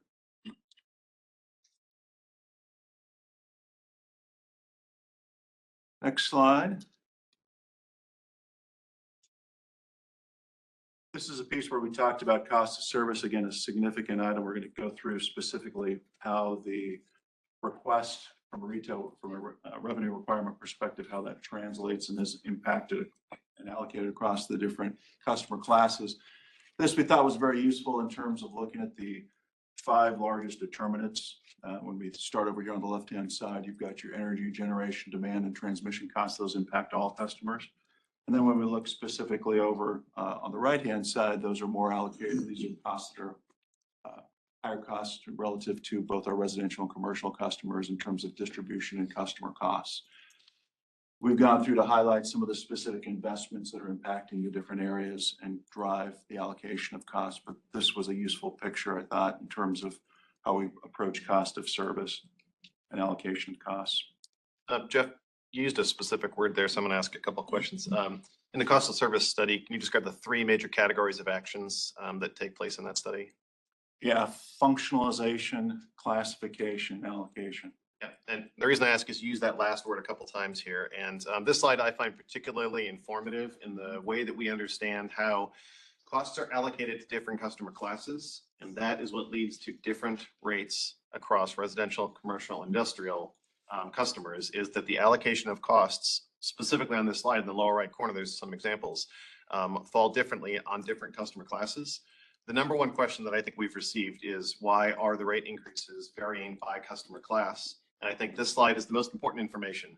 And I've mentioned in the past, and I wanted to highlight again, that the cost of service study is an exceptionally complicated set of calculations.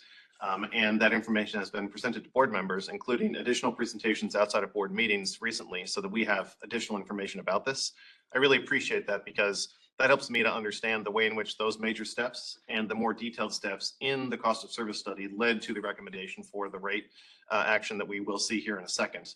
But this is some of the information that we have talked about in more detail in private, and the information that directors are given in significant detail that leads to the outcomes that that are reflected in that rate action. And so again, I thank you for making that available to us. That's helped me to understand why different costs, different customers differently, and lead to different recommendations in the rate action, again, that we'll see on the next page.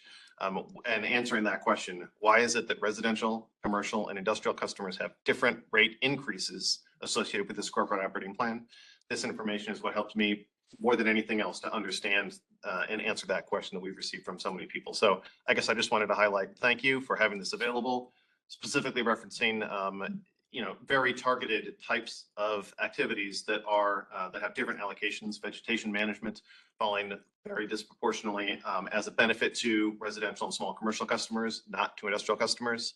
So when allocated, it shows up as a portion of additional expenses that goes to the residential customer class. So I guess, again, I just wanted to highlight, thank you. And if people have questions, this is where I will refer them to help understand why is it that different customers have different rate increases recommended this year. And I think along the same line, in this year with the residential customers increase being higher than the other two groups, generally, which leads to additional comment, I think, for the public. In previous years, when we've had higher increases, we'll say, in the other two classes than we did the residential side, the comments were less. So I guess, so I think it is, when you do, it all does kind of ebb and flow, if you will. And when we do see the residential rates being slightly higher than the other two groups, we do have a tendency to see. This is probably human nature. Director Kavanaugh, I would maybe in echo of both your points, I would also indicate that in past years, to your point, the comments we may receive, if it were a cycle where commercial and industrial incur higher cost as a percentage increase as a percentage than others, those comments tend to get channeled differently as well. They tend to go through our account executive Rather than to us. typically, rather than to board members, and they get addressed. The questions still come. And we have the same response and the same discussion about how does cost of service work and the methodology and rigor that's put into it. So I just wanted to acknowledge that difference. So sometimes the comments, if the table shift, the comments flow a bit differently. Great comments. Thank you. Thank you, Director Williams, and also for the board's continued interest and deep dive into cost of service. It is complicated, it does take time. Appreciate the efforts that the board's put into better understand it. As we move on to the next slide, here's how we look to allocate costs based upon how our customers are utilizing the system. So this is based upon our cost of service study. We'll talk about a little bit more about the consultant that we use to independently review that on behalf of the board. Again, cost of service, again, best practice within the industry. We want to make sure that we're fair, reasonable, and non-discriminatory per state statute, and also that we're following cost causation principles. When we look at how the results of the cost of service, again, when we think about from a residential perspective, we see a larger increase in the residential area. As we think about that from a cost causation principle perspective, they're continuing to utilize that. They don't utilize the system quite as efficiently. We talked quite a bit separately in the sessions regarding load factor. We talked about that last session, as well as in the individual office sessions we had. When we look at specifically some of the investments that are driving towards the residential side, again, the outage management system, field management system out there servicing our customers, customer platform, and then vegetation management. When we looked at that, we increased our investment in vegetation management from 17 million to 29 million. Again, wanting to make sure that we're following industry best practices, having been on a 5-year rotation plan. We think that's going to be key for our customers moving forward. But again, that's allocated at a higher rate to our residential customers. How many wholesale towns do we have in the district? Do we serve, how many wholesale towns do we serve? It was 4. I might need plus or minus 1 at this point. I've lost track. But Okay. Yeah. Are they all kind of down south? I don't think they're in. There are various. We have some north. Okay. Yep. Their increase is the highest, so. Okay. Thank you for phoning a friend. We will make sure to reconfirm. Jeff, one more question, and this came up in more detail in our other discussions, but you mentioned that different customer classes utilize the system differently, and that's something I asked about last month, but I wanted to highlight here. Can you give us kind of a roughest, maybe 10% on how utilization by customer classes, where the residential customer class uses the system somewhat less efficiently, leading to less cost recovery than the commercial and even less than the industrial class?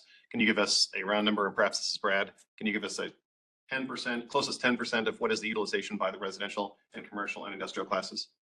Yeah, so when we're looking for our commercial class, or excuse me, residential class, 110 to 115, you're 35 to 45% depending upon the rate schedule.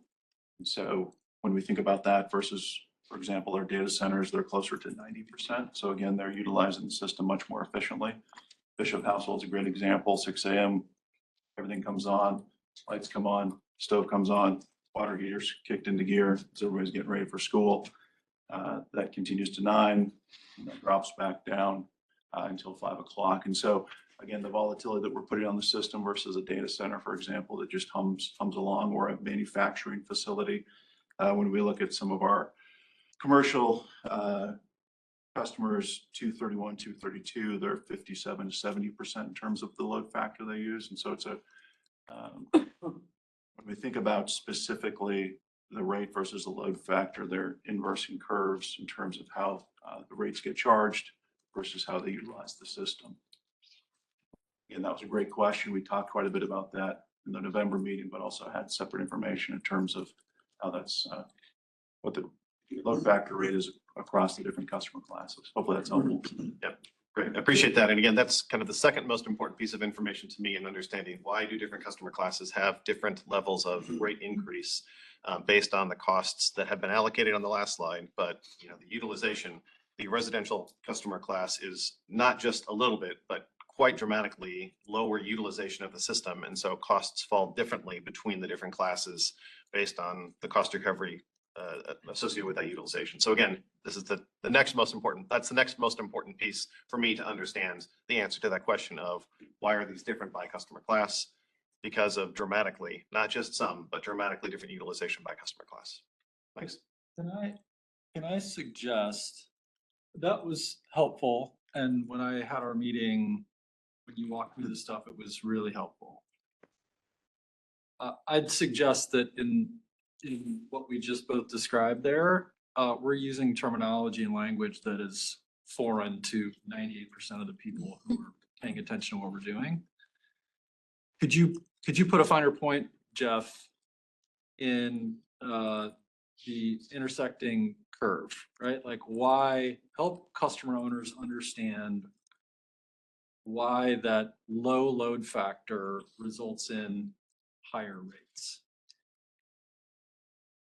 Yeah, so as we think about how they pay for their use of the system, it's largely based upon the energy charge, the volumetric charge. And so to the extent that we're not recovering that,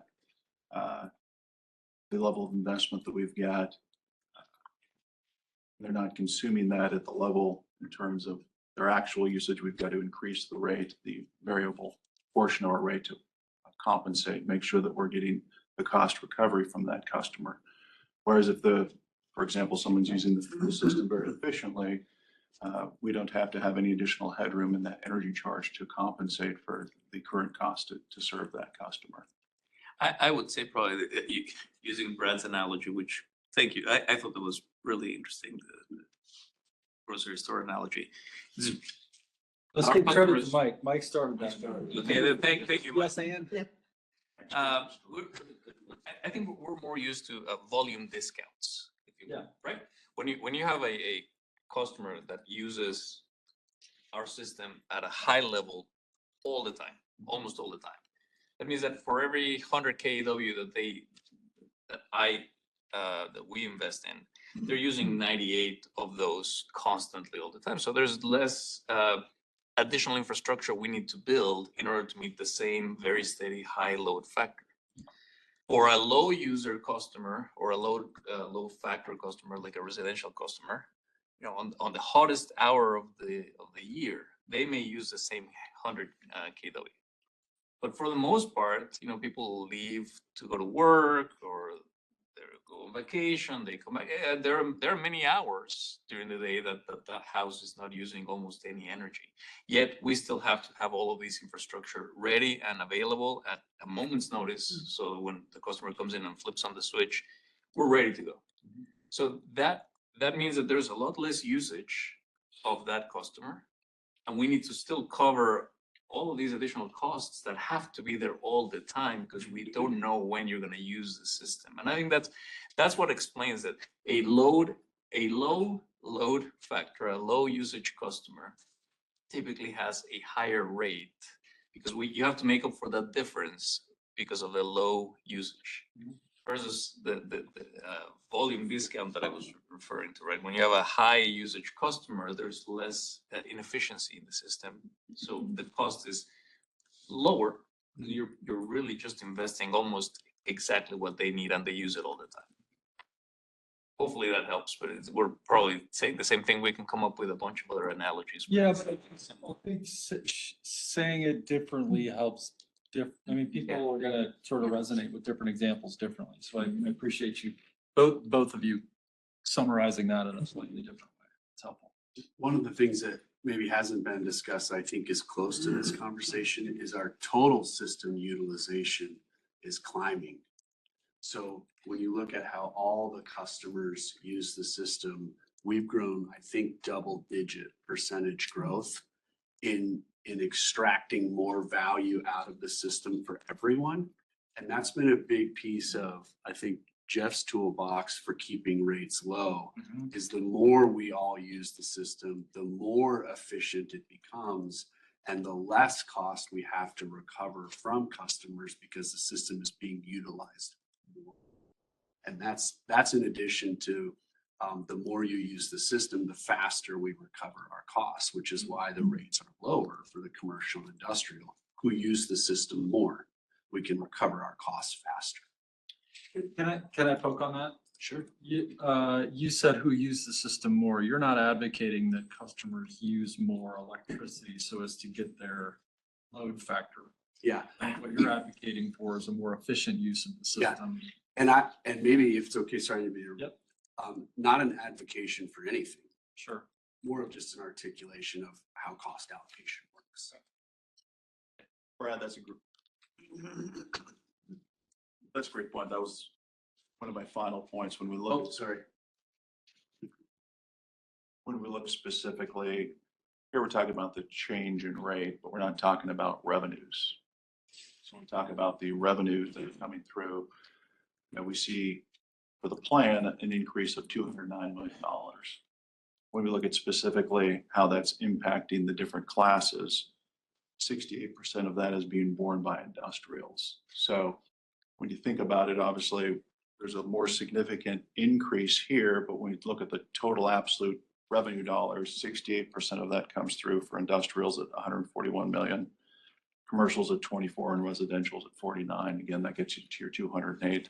But it's a useful perspective when we think about total revenues coming into the utility, where those are coming from. So from a price volume perspective, the price is going up less, but volumetrically it makes up, and they're paying the largest portion of it. So it's an important piece beyond just the percentage. And obviously people are sensitive to this. This is an important item. But when we look at the total economics for the utility, that's an important part of the equation to understand. This gets close to one of the other questions that we get, probably more than most others. Are the residential customers paying more in order to provide less expensive energy for other customers? And this is not a trick question. So is that yes or no? Are the residential customers paying? Okay, and thank you. And I guess to the discussion we had earlier, customers who have higher utilization and use the system more efficiently help to stabilize the cost for other customers who use the system less efficiently. So another way to say that would be the industrial customers using the system very efficiently help to cover some of the costs and stabilize the cost increase that a less efficient customer class, the residential class, might otherwise see. Is that correct? That's correct. And that was something that we discussed again in more detail in private based on competitively sensitive information that directors have access to, but something I really want to highlight because that is the other primary question that I have heard from people is, are we individuals paying more to give cheap energy to large industrial users? And the answer broadly, no. So I'm glad we were able to address that head on right away with some of the technical description that we've just gone through. Thank you. Thank you. I would just continue on that in terms of a number of our larger customers actually pay for their upfront infrastructure costs.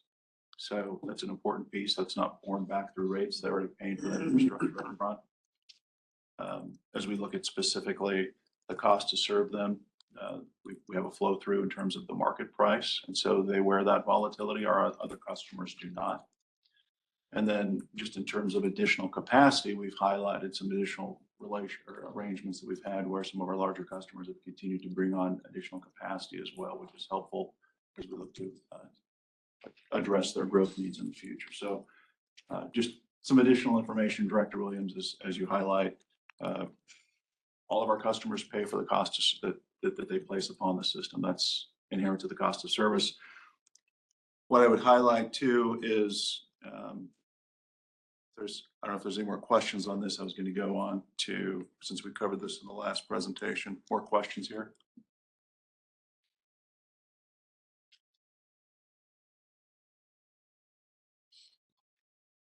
Oh, there we go. I'm actually going to go forward two more. And just would highlight this piece since we're on it relative to the cost of service. Again, the board hires Brattle. Brattle's an independent company. They do this for hundreds of other utilities in terms of doing a cost of service. It's not required, but a best practice. A lot of utilities don't do it on an annual basis. OPPD does that. That's a great request by the board. They review both our corporate operating plan in terms of, is it reasonable? Came back with no issues in terms of their review. They do an in-depth review, pressing on all of our assumptions. And then also relative to our rates, they look to ensure, one, that we're following prudent utility practice. All customers are paying for how they use it, not how they utilize the system, that we're following the Nebraska statute so that we're fair, reasonable, non-discriminatory. That's all part of their review. Again, so that should hopefully provide comfort to both the board as well as our customers that those allocations are being done appropriately. It gives us comfort as well when we go through and do this, that we're working to make sure again that we're doing these allocations appropriately. It's useful for the public to understand that that is a complete process that we've got in place today. And ultimately, Brattle has been engaged in additional conversations as board members have had questions as well. So just wanted to highlight that. If we could go back to Aaron, sorry to make you jump around. Here's the information we had relative to feedback. Great work by the Public Affairs and Customer Service group to pull together the sentiments that had come in from our customers. We had that from the 21st through December 4th. Tim Rackraber walked us through that in our last meeting. We have updated that as well. If we go forward to the next slide. We got additional commentary from the 5th through the 15th. Again, less comments than had been initially received. That information is contained in Diligent if folks are interested in going through that, but wouldn't highlight that there's been any notable additional comments that have come in from our public. And I believe you also covered this at the CPE meeting as well. We did, Jeff. We covered in CPE, we covered the first block of feedback we had due to timing. This gives an executive summary of the second block of feedback, the second time block. The volume in this one was significantly lower and the themes didn't appreciably change. Thank you. Let's go forward to Aaron, if you don't mind. Again, as we think about SD1, OPPD's mission to provide affordable, reliable, environmentally sensitive services. Again, there's a whole culmination of all the 15 strategic directives that come together. Those, again, are the pillars that we utilize when we do our planning effort. It's been a difficult year in terms of making sure that we're meeting the needs for our customers and also trying to balance the delivery of our strategic directives. We've got a solid plan to do that. I just wanted to highlight that we're continuing to deliver on the mission of the organization. And with that, we'd open up for any questions. Jeff, I've got two. The first one, it was really, thanks again for you and your team taking some time to meet with many of us individually. I really valued that time. As I'm not a member of the Finance Committee, so it gave me a different vantage into where we started with the budget versus where it ended up being. So I guess what I'm curious about, and I think, you've done a nice job of echoing some of the questions that you've received from the public. I think one of them for me has been, is this just the district getting fat? And I'm not suggesting that it is, but I think what I would love for you to describe is the extent to which, the budget started with a much bigger ask, so to speak, from the district in terms of what do we need in order to make this transformation? And then some of the belt tightening that went on in order for us to get to where it is today. So I'm not looking for specific examples, but if you could generally characterize where it started and the process that we went through in order to get it to where it is today. Yeah, so when we kick off the plan in the March timeframe, we go out to the organizations, to the different business units and ask, what do they need to get their work done? What do you need to do to meet the strategic directives that have been laid out by the board to advance your employees in the organization. And so the first tally of that brought back an increase of, would result in a rate increase of 13%. So when we looked at that, that was a $1.1 billion capital budget. Keep in mind, we're at 788. 150 head count, 57 million in additional O&M. We then went through additional rounds, we call them resource optimization meetings, where we as an executive team meet for days and walk through the different asks. That resulted in additional cuts, got us down to 10%, so still double digit. Again, that's at the aggregate level. If you push that up to residential, it would have been 13.2. And so, again, some substantial cuts that came through there, $145 million of capital, 33 headcount, 10 million in O&M. Then when we got down to our final, we had additional cuts of $165 million of capital. So what does that mean in reality in terms of projects, outcomes? We deferred a number of the projects we've been talking about, service center, training center, our wholesale energy risk management system, enterprise portfolio management, and our ERP replacement, doing work around those. So those are things we plan to do, but ultimately said, they're great projects, but we just don't have the resources to get those done. We'll do those at a later date.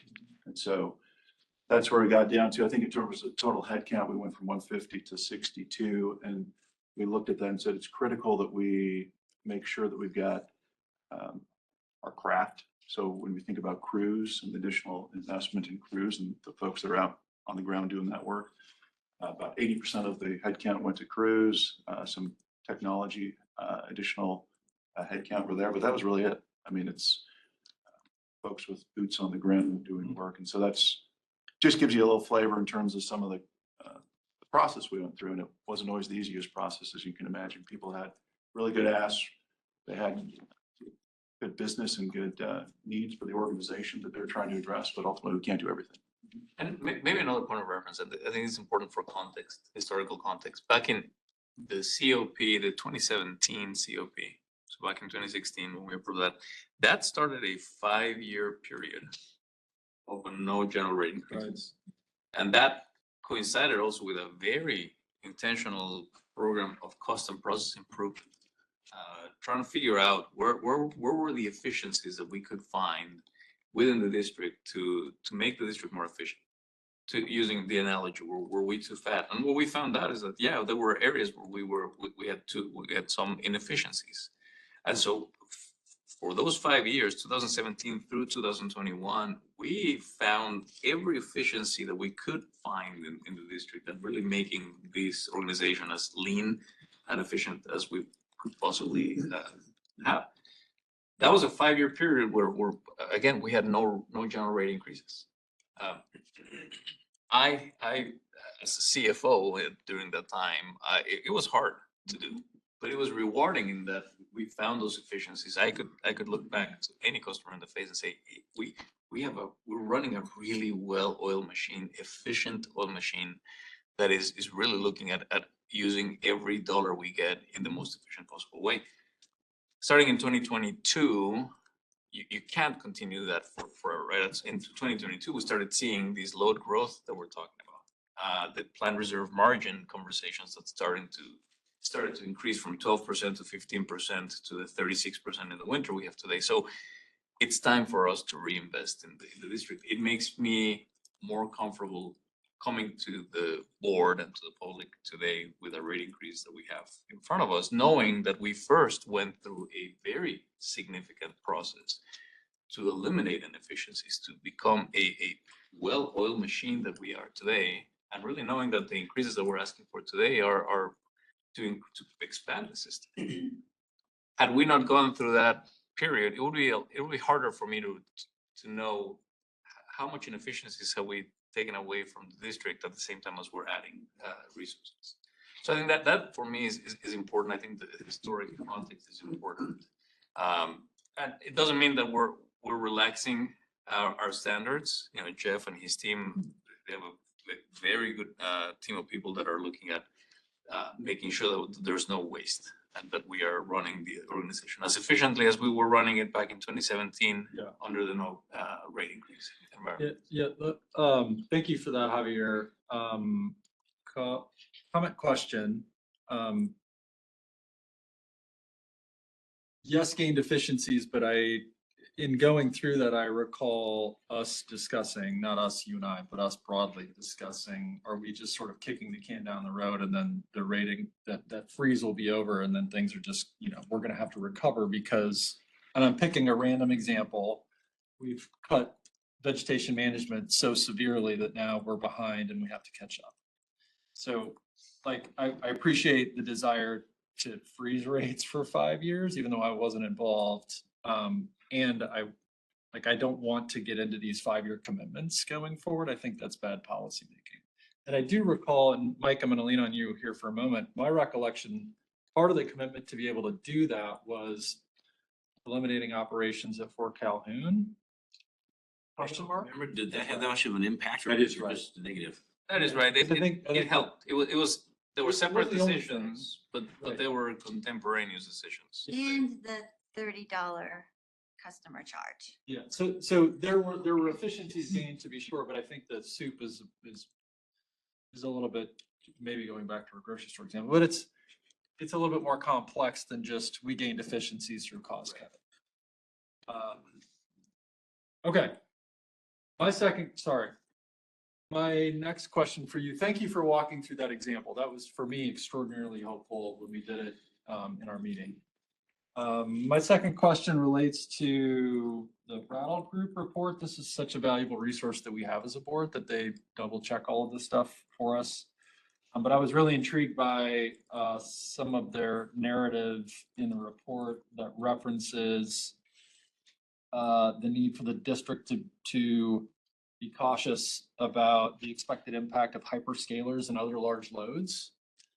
And I won't read the whole thing, but I'm just kind of curious. It doesn't sound like they're concerned about the impact on 2025 necessarily, but I think that I would characterize what they're naming is a lot of our forecasting for the next several years is based on the assumption that these large loads are coming in, and that's part of our financial model. That's part of what we're planning for. I don't know what question to ask other than I'm just curious about what your perspective is on that cautionary tale that they shared. Yeah, I'll take a first stab and then open it to my colleagues. I think as you look at Brattle and what they're seeing across the industry in terms of the impacts of hyperscalers, for a lot of utilities, it's been very disruptive. Yeah. One, trying to get their arms around what it means, will it materialize? How do they mitigate risks relative to the utility, their customers, as these things come on and as they potentially leave? So I think it's my read of that point was more just general. It's probably in a lot of their reports is you need to be mindful of this and what this means to your organization. I would say I talk to my counterparts, like with the Large Public Power Council, I feel like we're on further ahead in maturity curve in terms of how we deal with these relative to how we mitigate risks to our customers, to the utility, with the arrangements that we have in place today. That doesn't mitigate everything, but ultimately, I think we're in a better position than most utilities would find themselves. But I would open it up to others on their thoughts about that comment. Director Moody, I may share some additional thoughts. One is Jeff did a really nice job of thinking about articulating how we think about that going forward. To the extent we have large data loads in the district today, there's a few things. One is something we're all aware of is in those cases, we're providing energy to decisions that many entities and many elected officials have made along the way. To welcome, to approve, to permit, et cetera, those organizations. So as Mr. Bruckner's articulated many times, it's part of our obligation to serve. Connecting that with some comments earlier in this discussion around, we're also very, very thoughtful about any particularly large load. Turn it over to Brad in a second, but his group and mine meet all the time, talking specifically about extraordinarily large load requests and how do we manage first their system implications, and then working with Jeff's team, the financial implications as well. So earlier we talked about there are the very large loads have unique requirements consistent with their line extension manual of the infrastructure costs they upfront. And then if their load and revenue materializes, they have an opportunity to earn back over time. There are some unique requirements that they're held to that others are not. And for many of them, they take on rate structures where they carry more of the risk on themselves that other OPPD customers then do not. And lastly, they, to an organization, want to be a part of the solution, both to energy transition and the load growth that they're bringing about. So often come to the table with ideas and suggestions of how they might be able to help, some of which make sense. And you've seen us pursue through public announcements and others that may not, but they're a part of that. So those would be some of the additional thoughts I wish I could convey to each person in the district that has those concerns. Brad, what would you add? Well, I wasn't going to speak, but since you called on, I would just remind everybody, and especially those listening, that our objectives are actually mutual. These large customers, they want to pay their fair share. They've explicitly stated that they don't want unintended consequences. Just like us, they want to be great members of our community, and I think they've shown that in many other settings. And we've got a fairly durable structure that has worked well with this type of situation. We've seen it continue to invest in that and manage that over time. It's nice to have this moment where we can talk about our commitment to do those things with these customers. Great, thank you.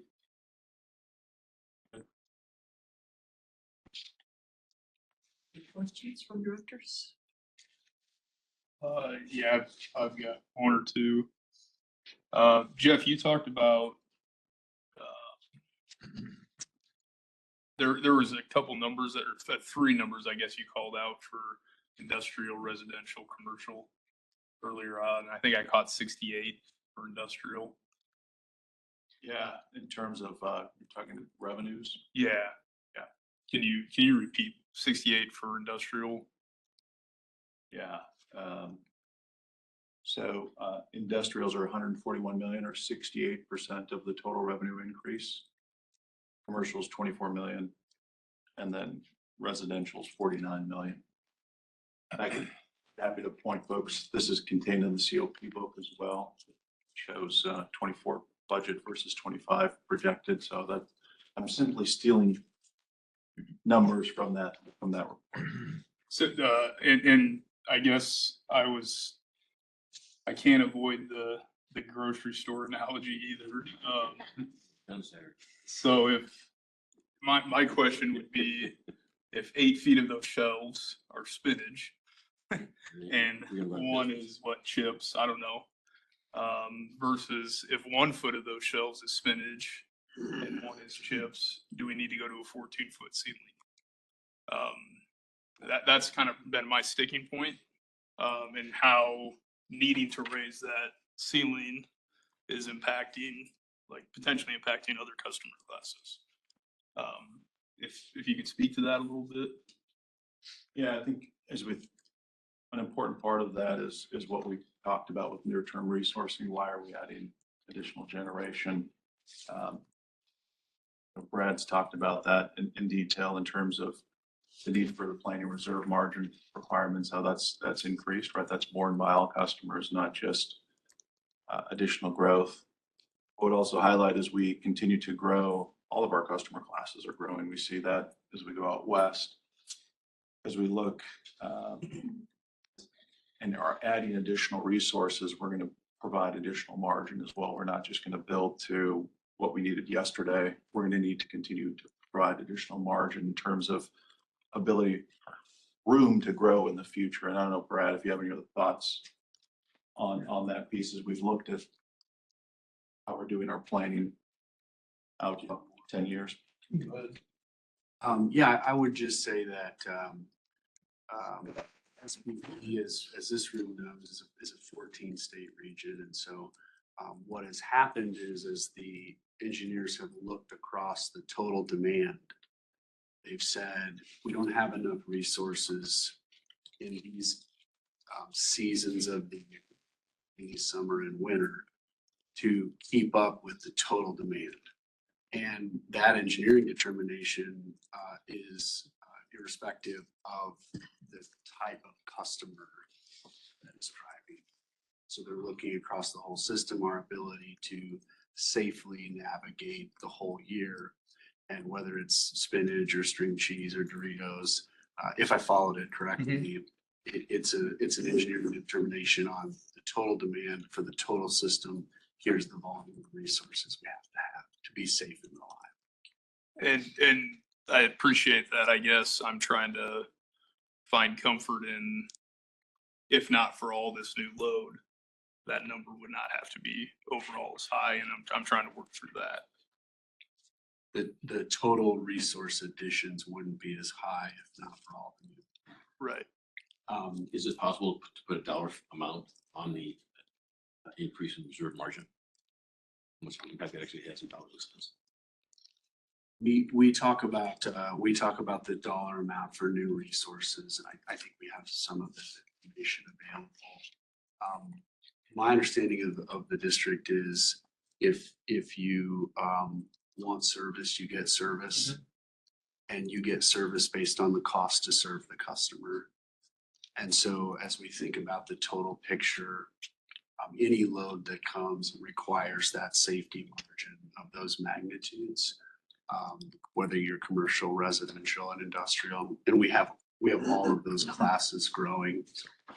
So if it were not for this large load growth, we wouldn't need that many resources.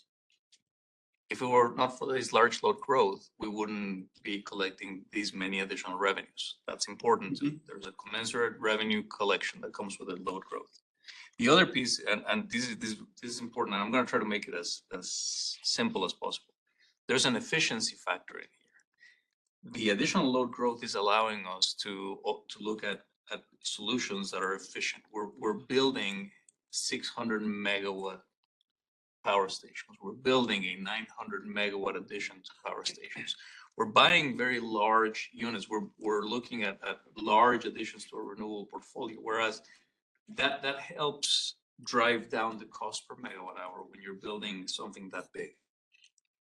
If we didn't have those additions, we would still have to make some additions for existing customers, right? This 36% plan reserve margin would require us to build more.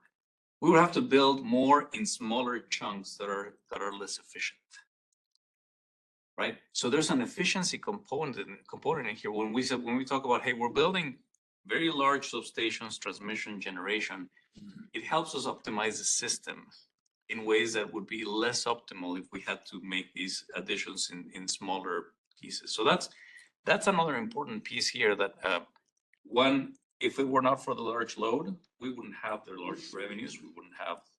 We wouldn't need the large additions, but also the additions that we would still need would be less efficient.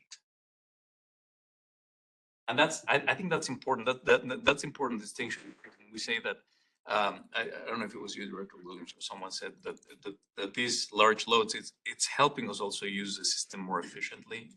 There's that component of when we're building it, we're building things that are more efficient for the district as a whole.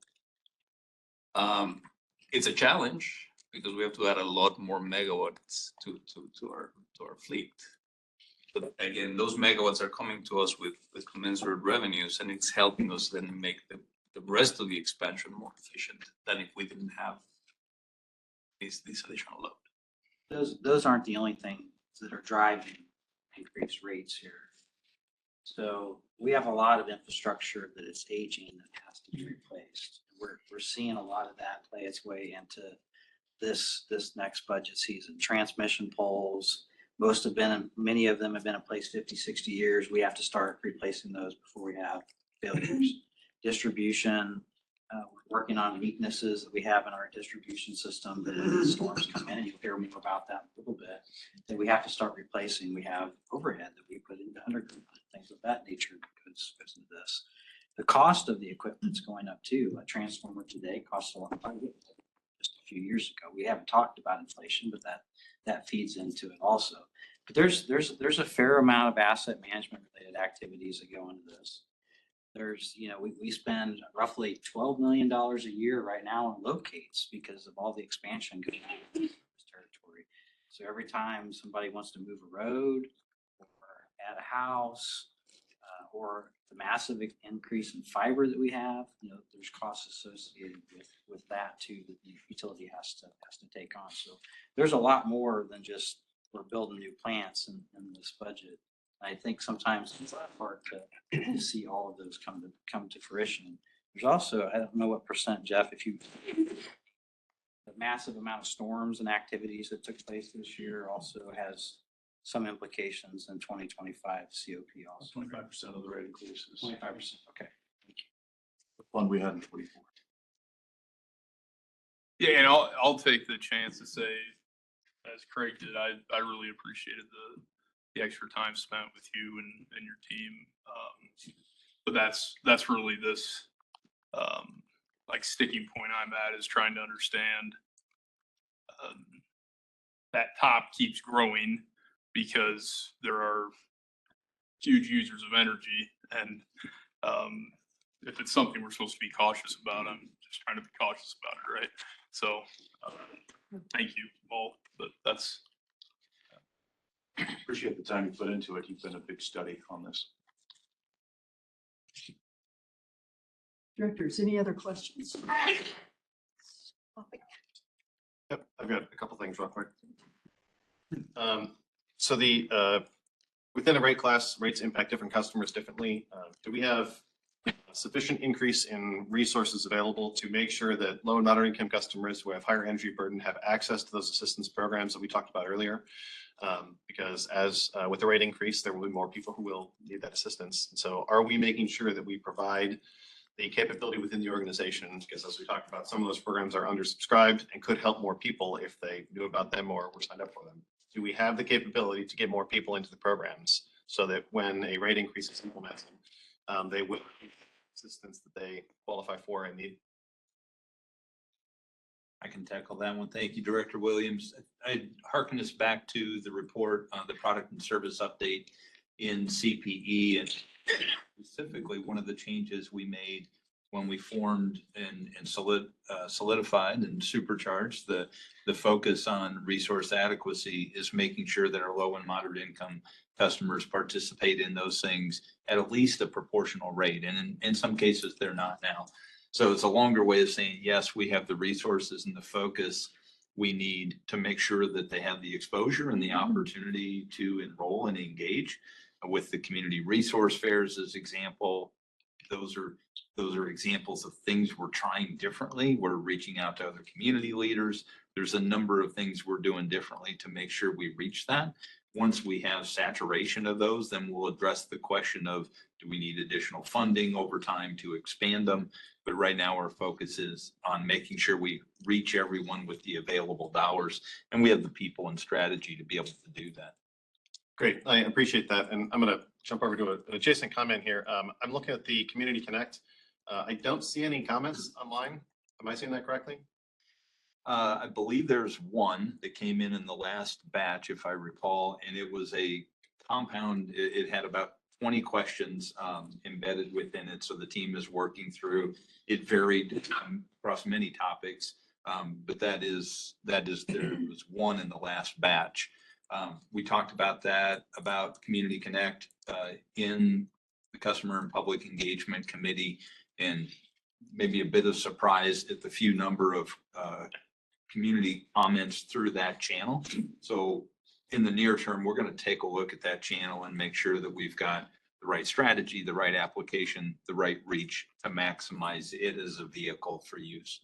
Yeah, and the reason I ask about that is I want to tie that back over to, as you highlighted, we can't make people sign up for efficiency programs if they don't want to, or we can't guarantee that we will reach any specific level of voluntary participation in our assistance programs. However, I do want to make sure that we recognize that just because people didn't comment on the COP online or haven't signed up for the program doesn't mean there isn't sufficient interest or need in those programs. And I will be very interested in making sure that if a rate increase is approved for the residential rate class, that we are going above and beyond to make sure that we are doing new forms of outreach to find people who, again, we've seen energy burden maps in the past, and those have strong correlation with geography. And a couple districts have a disproportionate number of people who are impacted there. And so with the rate increase, we should expect that there would be more people who would be negatively impacted and might fall into that higher energy burden category. And I want to make sure that we are doing everything possible to know that ahead of time, provide assistance to them through funding in the programs that can help them, and then make sure we get the message out. So I will personally be making sure to do some of that as we move forward to let people in my district know there are programs that can help you if you are experiencing high energy burden. And I appreciate the fact that we are focusing on that moving forward. So that is something I will continue to be focused on next year as well, that when the rate increase, if approved, does go into effect, that we are taking additional steps to achieve the outcomes that we say we are, because we have seen maps in the past of energy burden, and I definitely don't want this to make that worse. If I can, and I really appreciate it, and I think it's important for us, absolutely. It's increase the resources we have for us to deploy assistance, and it's something that we won't be able to do quickly, but also focus on increasing the assistance itself, right? The size of the pie. Upon us to make sure that we reach out to customers as much as we can, but also are there alternative ways for us to increase the level of assistance? As of today, we're dependent largely on assistance provided by the federal government, which we know it goes up and down. But are there other sources that we can explore into the future that may require us, maybe legislative changes, et cetera, for us to increase the size of the pie at the same time as we're deploying more resources to distribute that pie? Right. Yep, appreciate that. And just highlighting one of the comments I made in one of the closed sessions. Low and moderate income customers who have disproportionately high energy use are at the highest risk. I think we know that. And so that's the area where I will be primarily focused in making sure that we provide assistance to those people who are in that category of lower income, but higher energy use. Can we get them efficiency improvements, or can we provide them direct assistance to help bring down their costs? So thank you for that. I appreciate that. And then lastly, this is a relatively short question, but follows the topic I bring up frequently. Does the funding available in the corporate operating plan for 2025 support the ongoing transition and retirement at North Omaha Station that we've outlined in the past? Simple question, yes or no? Yes. Thank you. Just want to make sure I clarify that. I noticed a couple of places where North Omaha Station is called out, funding for ongoing operations for the extension and a planned outage, but I didn't see any specific line item that calls out a capital investment toward that retirement and refueling. But I appreciate the clarification here during the discussion that we are putting the resources necessary to carry that out as planned. Most of that will be in 2026. In 2026 is where we expect it. But there are resources in 2025, but you will see a big increase at the year of the transition will be the big one in 2026. To be clear, I did not doubt that. I just appreciate it being said out loud right here so that we can refer back to it if people ask me questions about it in the future. Thank you. Thank you. Thank you. Any directors? Any more questions? Down this row, across the way. Maybe the school teachers there. Okay, I believe that's the last item for the Finance Committee. So we will rest. Thank you. Great. Thank you, Dr. Spurgeon, and thank you to everybody for answering questions. We're going to take a lunch break now. We'll plan to be back at 1:15 p.m. Thank you. Back to the afternoon of the OPPD All Committee meeting. Next on the agenda, we have the Systems Management and Nuclear Oversight Committee, Director Craig Moody. Thank you, Chair Williams. We'll begin with the chair's report. The committee met on December 5th. You can see the agenda up in front of you. We will cover items 3 and 4 here in a moment. The board work plan was a quick glance at what the systems committee has in front of it going forward. The only thing that I'll walk through here briefly is item number 6. We did get a good update from the team on some of the activities that are happening at Turtle Creek and Cass County with respect to applications for air permits, and also some of the scheduling implications that we're seeing as we go through the process there. So we appreciated that update from the team. We also did get an update on how things are coming with respect to Turtle Creek and Standing Bear. Looks like a slight shift to the right, so February is still kind of what we're imagining for substantial completion. And some ongoing discussions, negotiations with Zachary, our contractor there. But again, a quick update from the team on how some of those things are going. Beyond that, committee members, if there's anything more you'd like to add, please do. Otherwise, we're going to keep trucking. Okay. Let's do, so we did get a brief preview of this in committee, but we were really excited to bring this to the full board because naturally there was a lot of attention paid to this when it happened. And it's always important. The district does a nice job of learning from all of its experiences. So Mr. Foch is here to walk us through that. Excellent. Good afternoon. I just wanted to pause earlier this morning. I had the joy of looking forward to 2025, and now we get a pause for a moment and think back to July of 2024 and specific the storm of July 31st. This is an opportunity for the team, specifically Chris Angland, to brief on the storm restoration lessons learned. I want to provide a little bit of background, however, in terms of why I'm standing here. I think it's really a testament to the district and the collaboration that happens with utility operations and others. My team has a business readiness team, and the idea of having this business readiness team kind of sit outside the operations is to ensure that there's an independent look at the situation and what's going on, and it's in collaboration with all of the other areas. That area is led by Rich Boltman, and Brad Willett on his team was actively involved all along the way. What this allows for is groups like utility operations, customer service, facilities, supply chain, everyone to kind of come together. And our hope is that we're able to facilitate really an impartial analysis, make sure that there's cross-departmental insights, and bring the best type of lessons learned report forward to the organization. We facilitate the process. The authoring and the subject matter experts are certainly elsewhere. But we hope what that does provides the board a sense that there is a very intentional governing process guiding this type of review and in an objective way. And I just so appreciate the collaboration with Troy and others through the process. That being said, Chris, I know you're going to take us back to July of 2024. Thank you, Scott. As Scott mentioned, my name is Chris Angland. I am the Director of Electric Grid Operations at OPPD. I also serve as one of the storm managers for our storm team. Our storm team consists of approximately 90 people on the roster. It's all part of our overall storm management plan. Something that's been in place for decades. Obviously something we continue to review and improve upon, but when we think about this in terms of the July 31st storm, I know we've presented to the board on this in the past, so I won't go through a lot of the details related to the storm, but remember that obviously this is our largest storm restoration effort in history. We had 1,500 personnel outside of OPPD personnel here helping us with that restoration effort. It took an immense effort from all across the organization to be able to support these people, to enable work to efficiently happen in service of our customer owners. And what I want to share with you is that I feel an immense sense of pride and accomplishment for this. And I know that's the feedback I get from all across the organization, because this took the entire enterprise to be able to respond to it. And that's a source of fulfillment and again, a sense of satisfaction for everybody that supported this. Our plan, as I said, has been in place and it has served us well for many years. We pushed that plan beyond where we ever thought we would with this storm restoration effort stemming from the July 31st storm. And I'm, again, proud to say that we responded really well. It scaled up really, really well and served our customer owners very well in that regard.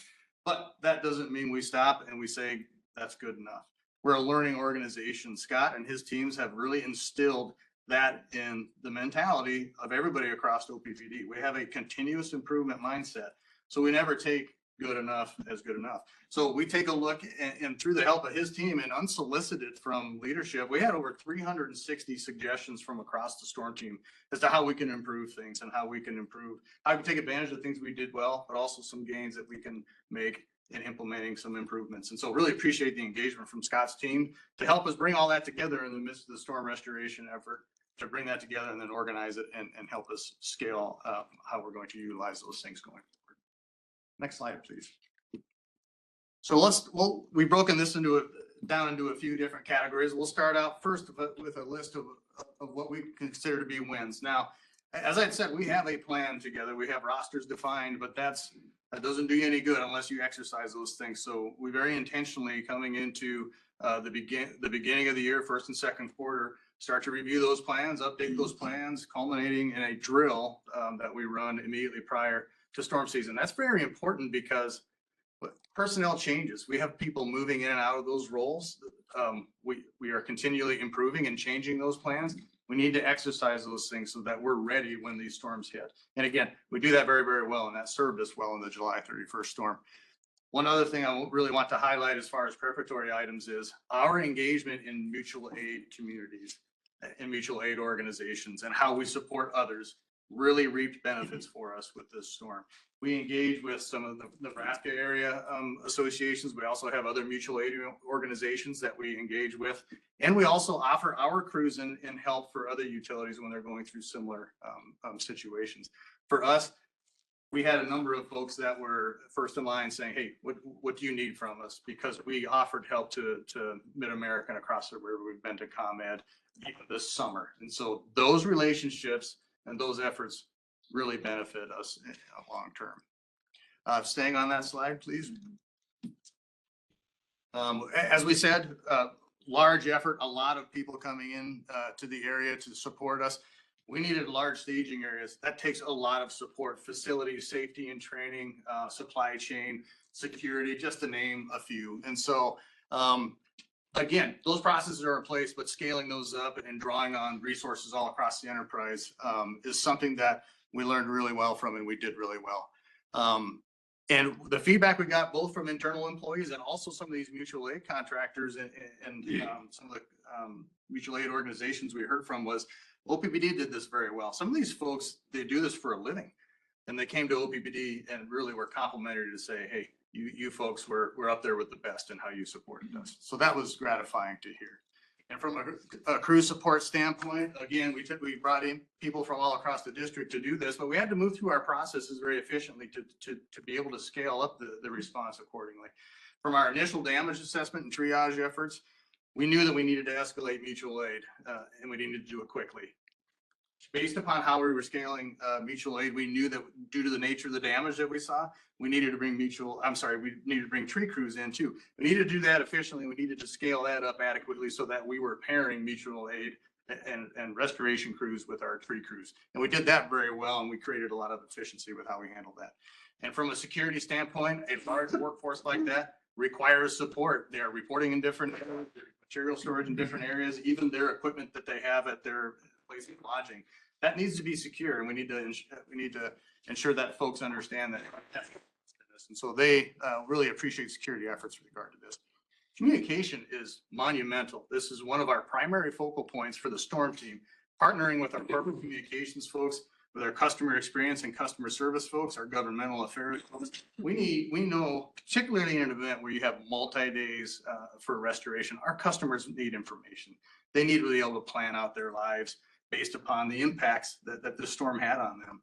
So very concerted effort, very focused effort on making sure we got the right information out as accurately as we could, but in a timely manner so that we work best on behalf of our customer owners in that regard.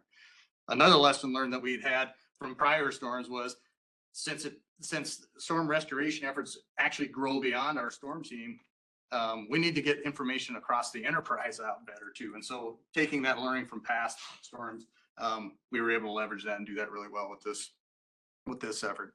Recognition and appreciation. We saw customer sentiment and we saw engagement all across the community. Westside High opened up facilities as cooling centers. We saw the United Way of the Midlands offering a charitable efforts, not only to support the community, but we're also offering support for crews and that kind of a thing.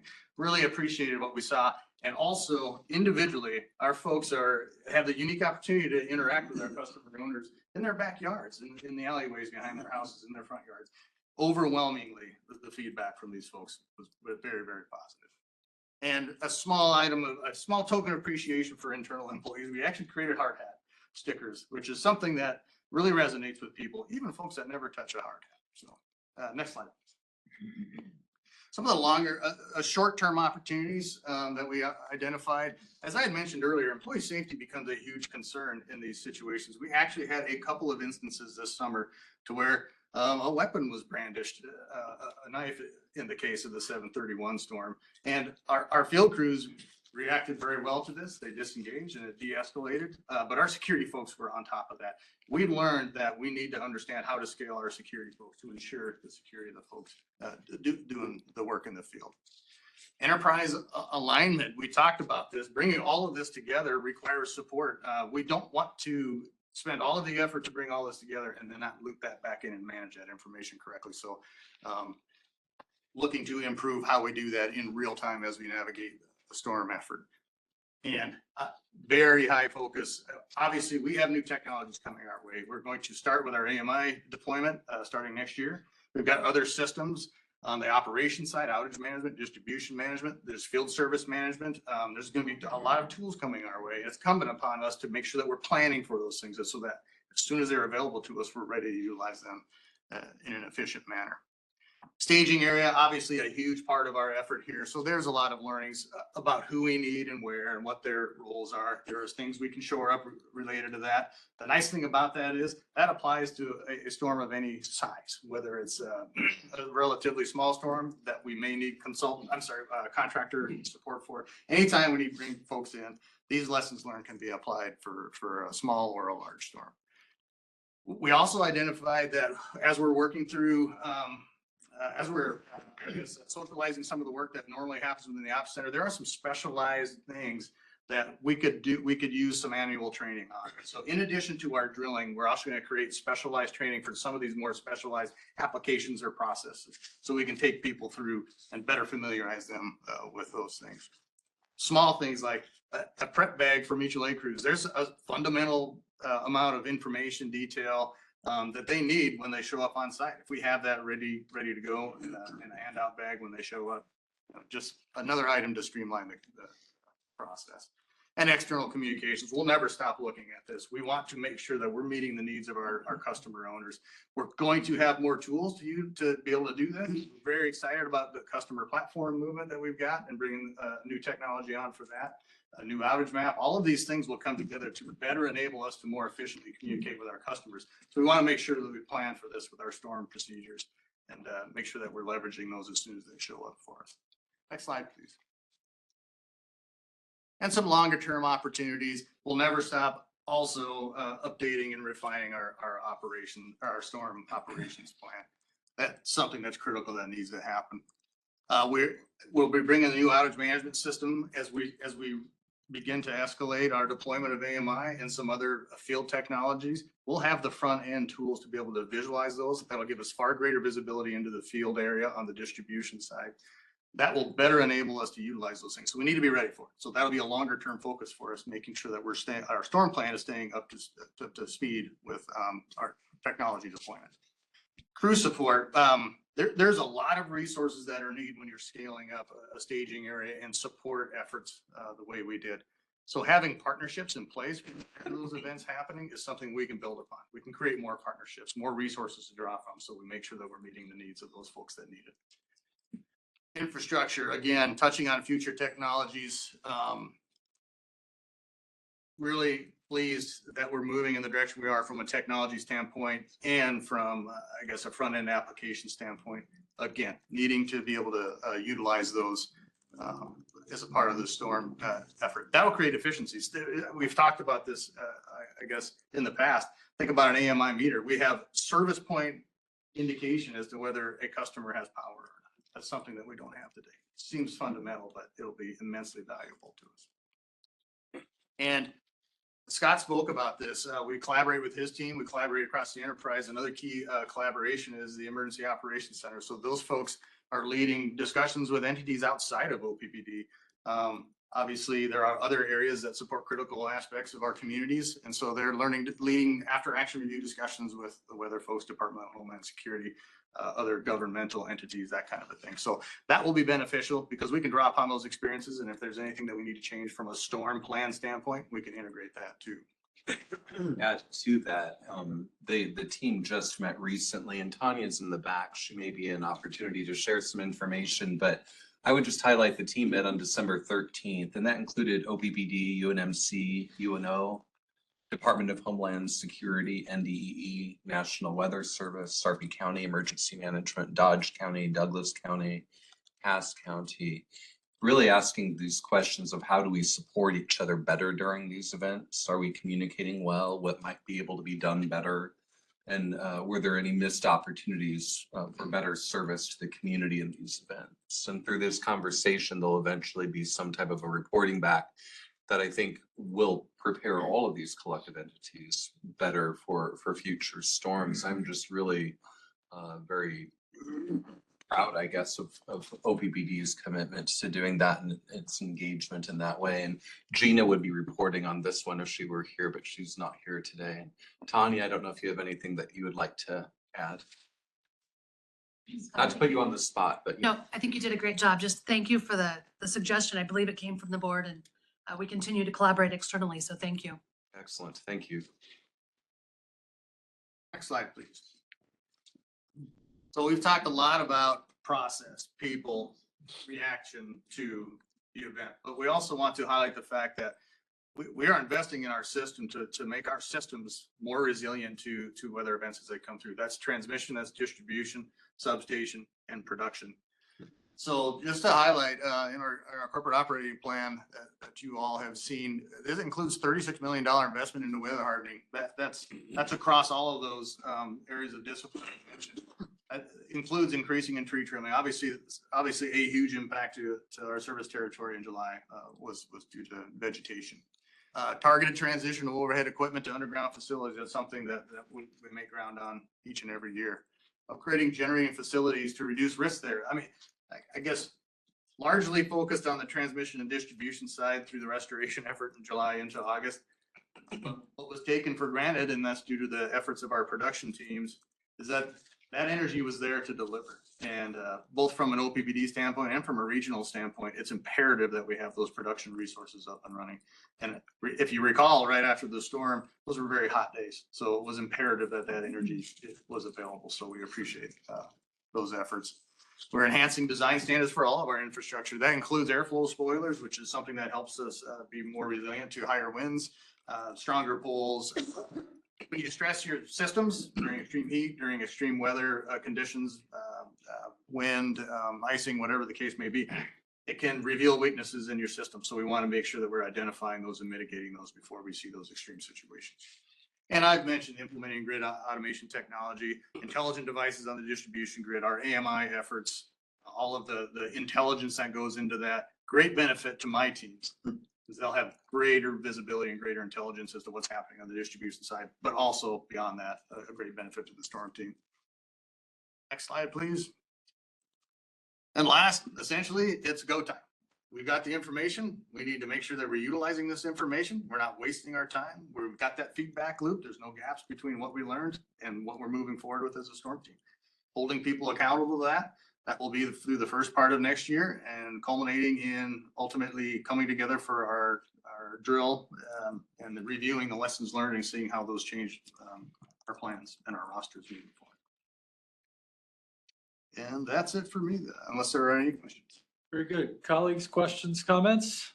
I guess I have one. In the area of how you manage mutual aid, do you pair those people up with one of our employees? I mean, as far as finding a way around street locations. Yeah. Communication. So I'm sure there's a ton of. Great question. Yeah. A lot of rigor goes into how we manage those folks, not only helping them get where they need to be, but also call them bird dogs. They're out there inspecting the work they're doing to make sure that's up to according to OPPD standards. And Yes, so a lot of rigor goes into that. We draw upon all sorts of folks from across the enterprise. We pull in retirees. And that's another training opportunity that we talked about as a lesson learned too, is creating more training opportunities for our bird dogs to come in and come up to speed on it. Are the tools and the terminology, is that pretty much universal, I guess? It's not even universal to our retirees, so we're moving forward with technologies and so they come in and the work is universal and so they understand it and they're able to adapt to the technologies. But to answer your question, we did have the opportunity to meet with a mutual aid organization here recently. Really good conversations because not only do we build that relationship, but we ask those questions. What tools do you use for damage assessment? How are you reporting information back? How are you managing work? All of that feeds into kind of our AMI ecosystem efforts moving forward so that we can make sure that we're ready for these platforms. Yeah, great questions. Thanks, Mike. Other comments, questions? So the slides here are very helpful. Thank you. Appreciate that. Is there a more in-depth kind of report that summarizes more of the details that go into leading to these top line conclusions? Yes, there's a very in-depth report that we've been working with continuous improvement on to where we do detail what we want to incorporate into changes in the plan. And there's been a lot of rigor that has gone into that. I would say ever since the end of the actual restoration effort, we've been diving into those details, sorting them out, seeing where it makes sense and seeing where we had overlap and weaving those back into our response. But yes. Yeah, and I apologize if this is covered in systems. Is that available to take a look through or? That's a really good question. No, not quite yet, but I think at some point we'd be happy to share that. I think there may be sensitive information in that, so it would be for broad distribution. Great. Well, whatever information is appropriate to share, be glad to take a look. Our intent was to keep it at what we felt was the board level for discussion today, but we're happy to get into any of the tactical details. If there's any specific information. Sounds good. Thank you. Good, Eric? Yes. Okay, I have two quick things. Three. First, thank you for doing this work. Thank you for the rigor with which we evaluate our performance. That's extraordinarily important. These things are going to continue to happen. So the extent to which we can get better every time trauma occurs, I think is really, really valuable. So thank you. To your comment around our leadership and convening other external parties, I'm really proud of that. Oftentimes organizations will kind of step back and go, well, why doesn't somebody take ownership and lead that? And why not us? So thank you for doing that. I hope that whatever comes out of that is shared, reasonably broadly. I'm thinking about, you mentioned Westside as an example, really took a meaningful step to be a cooling center, which is great. So the extent to which there are other entities that weren't in the room that would benefit from seeing how that group came together and the only question I have, there's a reference to external communication and the short-term lessons, refining customer experience and corporate communications process. The only thing on my mind here is our role in these moments as board members. I'm kind of looking at you, Tim, a little bit, but whether ideal or not, people are going to come to us. And so I thought we did a nice job of pivoting in the moment and adjusting and then readjusting and then adjusting again. But to the extent that there's any guidance, direction, best practice, whatever makes sense for us in the moment to use so that we can add value to the process rather than detract from it, I know I would personally appreciate some of that guidance. So as you're thinking about those enhancements, that would be great for the board to hear, I think. I appreciate you highlighting that. I can tell you, this storm, we had the right amount of questions maybe being asked where our folks weren't overwhelmed. In past storms, we may have had a lot of requests on particular locations. What are you thinking about this? And I have to pull somebody off the operations team to plan that all out and communicate it where they could be working on restoration. So the balance has definitely gotten a lot better. But we'll think about that and maybe bring back some thoughts, and we can probably discuss that in systems. Sure. Okay. To your point, Director Moody, I think too, and we've talked about that as a team, it's one of the more detailed acknowledgements we've had, understanding the magnitude of the storm and the initial communication challenges customers were having and we were having. I would agree. I think one of the lessons is we could develop a more proactive set of FAQ, so to speak, or queue and response, depending on what you want to term it, that we could potentially proactively put in the board's hands. So as you do get, it saves some of the back and forth. And frankly, some of the actions, as we're successful in those, should mitigate the number of requests that end up getting escalated to board members in the first place. So Right. there's kind of a two-prong approach that we're looking at. Okay, great. Thank you for that. Any other? Well, just to add, Yep. I just thought that the communication to customers through the newsletters, through the little articles that were on the storm response page were really helpful.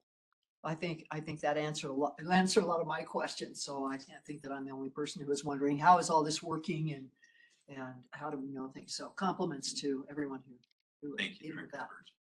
It's really difficult when you have thousands of locations with damage that you haven't put your eyes on to make estimates. Yep. And the team, I thought, did a really nice job. I think the first estimate, we were off a little bit, but then we caught up to what the original estimate was and was pretty good from a whole system standpoint. You know, someday we want to be to the point where neighborhoods have better clarity. AMI might be able to help that. We definitely see a space for AI to come in and help with some of those predictive outlooks on the future, but we are getting better. We're not where we want to be yet in that space, but we are definitely improving. So yeah, kind of following on that, you mentioned a couple different potential updates, short and long term, that were associated with new hardware from AMI and communications. Can you remind us, what is the estimated timeline? Some of that funding is in the COP 2025, more is in 2026. So do we have an estimate now, or is this a question back for Aaron from last? Initial deployment next year is 10,000, but Yeah, Chris nailed it. Our pilot will go next year or this coming year, however you want to determine that, 2025. And then the ability for those, that new equipment to provide some of the information that we're talking about in the short and long-term opportunities here, will that, when the meters are installed, will that give the opportunity for those people to have more live data during a storm restoration? Yeah. Or does it need to be, everybody's got to get up before they can start bringing benefits to the early installations? And I'll try and give you the 45-second version. So it won't be the meters themselves, but we've talked about AMI within the ecosystem and the big wrap of the 9 projects. So we're going to the place where the individuals that work with Troy take a picture of the damage, drop it in the system, share it, goes to work management gets it scheduled. We can provide better estimates because information is flowing quicker, more freely. And I think that's the big plug around why it takes the amount of time it takes, is to get all that orchestrated in a way where we don't disrupt the business in an unacceptable way. And I'm so excited about it. Thank you for that, Brad. It's yes, AMI is important. The meters themselves are important. The meters will tell us whether the house service is on or not. It's a field management service component that is really going to help in here. Say, okay, help is on its way. Help us understand by when, what's the plan. That information is going to flow faster, significantly faster than it has. So I think to Brad's point, it's a combination of that.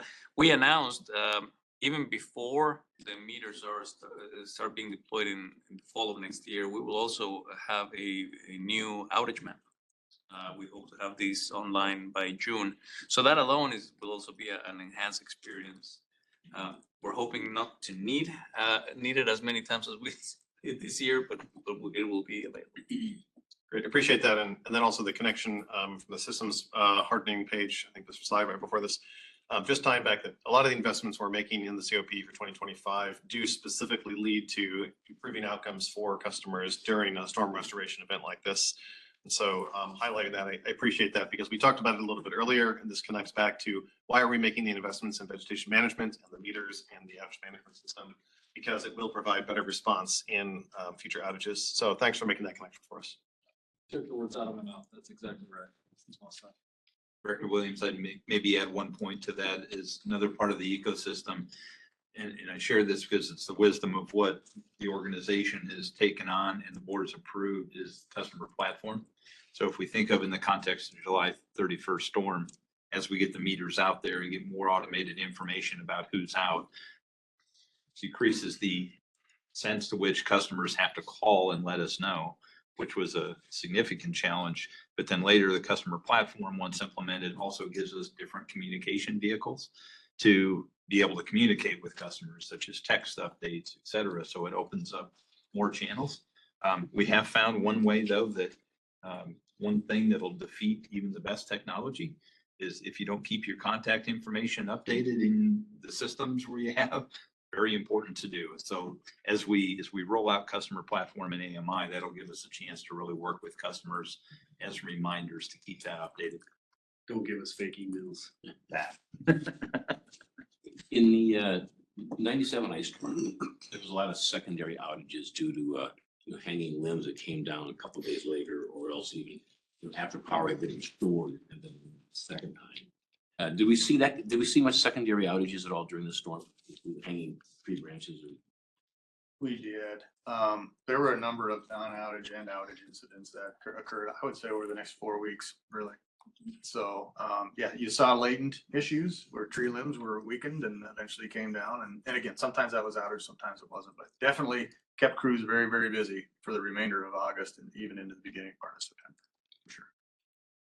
We responded to a lot of trouble during that time period, which then challenges your ability to do some of the plant work that you have for expansions and things of that nature. So, or some of the street light work, some of the street lights that you've seen, some of that's been a result of storms too. These branches continue to get weakened and fall. And so, yeah, it's been, I would say there was at least a couple months after the storm that we were still seeing pretty elevated numbers. We had branches falling down 2 days ago that were still from the, every time a windstorm comes up, more branches fall on the tree. My neighbor had one that just fell that I saw had cracked during the storm, so. Yeah. It'll be going on for a while.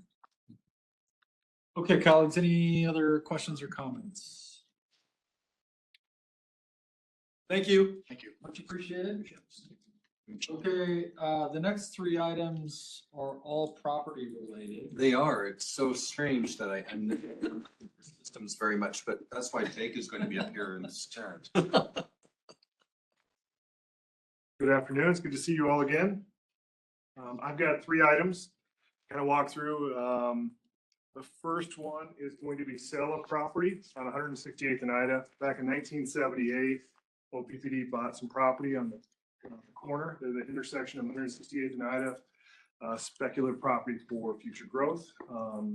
The Douglas County is expanding the road there, and as such needs some property from OPPD. It's about 19,290 square feet. Ends up being about 27 feet along the frontage of the property. They're needing for road improvements. This was appraised by an independent appraiser for $38,580. And what we're asking for from the board here is authorization to sell this 19,290 square feet to Douglas County for road improvements at $38,580. Is there any questions surrounding this one? Just to reiterate, we retain the bulk of the property we're selling the property adjacent for. Yes, sir. Yes, sir. Significant portion of the property remains. We do have some discussions to have about what's the future use of this. As you can see, we've owned it since 1978. We do have a civic duty to make sure property stays on tax rolls where we can. So. Questions? No. I think the next one is 971. That's, yep, there we go. So next one is our substation 971. This is an existing substation in rural Odo County. Kind of routine work as we expand our system, so does our properties and substations need to expand. This is a growing area and the system needs require additional capacitor bank for system voltage support due to the increased load in the system. As such, we need to expand the substation that is on the corner of 20th and F Road in rural Odo County. Additional 13.98 acres are required. And as such, what we do in any of these projects, we come talk to you about the negotiation aspects of this and seek the right for eminent domain should it be needed, after all reasonable efforts have been made to acquire this voluntarily. So with that, the ask here is that authorize the use of eminent domain as necessary to acquire fee simple ownership of real property, the expansion of sub 971 in rural Odo County. Is there any questions surrounding this? So this Go ahead. is just an existing substation and you're expanding it, so the substation's already there, we're just taking additional land around the substation? Yes, ma'am. Yes, ma'am. And it is one landowner, so the benefit, we're just working with. This is this related to any specific expansion of? It all intertwines. The system flows and I get well beyond my knowledge here. And I see Shane's back there. He could probably speak a little more It's okay. eloquently, but it is all intertwined and things we're doing up here in Omaha require expansion in other parts of the system. Shane, is that? Yep, general load expansion that's happening in the region, requiring us to invest in several of these South Rural 69 kV substations over the next 5 to 10 years. Yep. Thanks, Shane. Great question, though. From the map, is the entire area reflected there, the expansion area there? How much is the expansion? So this is the existing sub. There is a pipeline that runs through here that creates some challenges here, but long-term plan is yes, we expand up through, I can't reach all the way up there, but that's significant portion up north. You'll see expansion happen. This will be happening in 2 phases. You had preliminary discussions with the property owner? Just research and stuff. We have not really engaged in discussion. We like to have this conversation before we really good job. Okay, other questions? Okay, let's go on to the corrective action. Yep, and the final action I have, back in September, during the board meeting, we came and asked for eminent domain rights for a project on Q Street. Resolution number 6660 was approved by the board.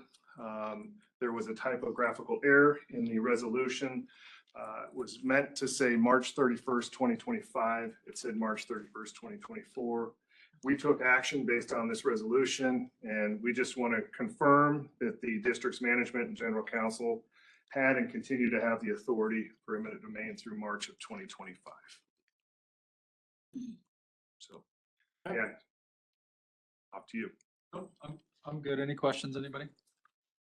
And I apologize for that. That's a clerical error. Yep. Doesn't happen very often, but it's when it does. It's Good to get it cleaned up. All good. It's usually when I'm writing a personal check at the first part of the year, not a board resolution. Thank you. Have a great day. Appreciate it. Still writing 2023. Thank you.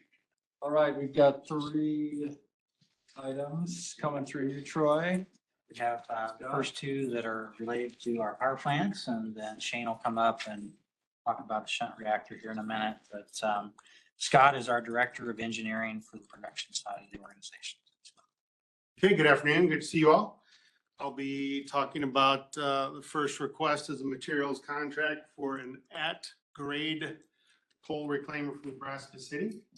A little bit of background, Nebraska City Station coal handling ops currently distribute the coal delivered by train with a bucket wheel reclaimer, or BWR, which is a single point vulnerability for the process and thus a reliability challenge for both units. Although the bucket wheel reclaimer currently serves both units, it's part of the original Unit 1 design at Nebraska City, and so it's been in service for 45 years. Due to the age of the equipment, finding replacement parts is becoming more difficult, requiring longer lead times, which creates an additional increased risk for the station.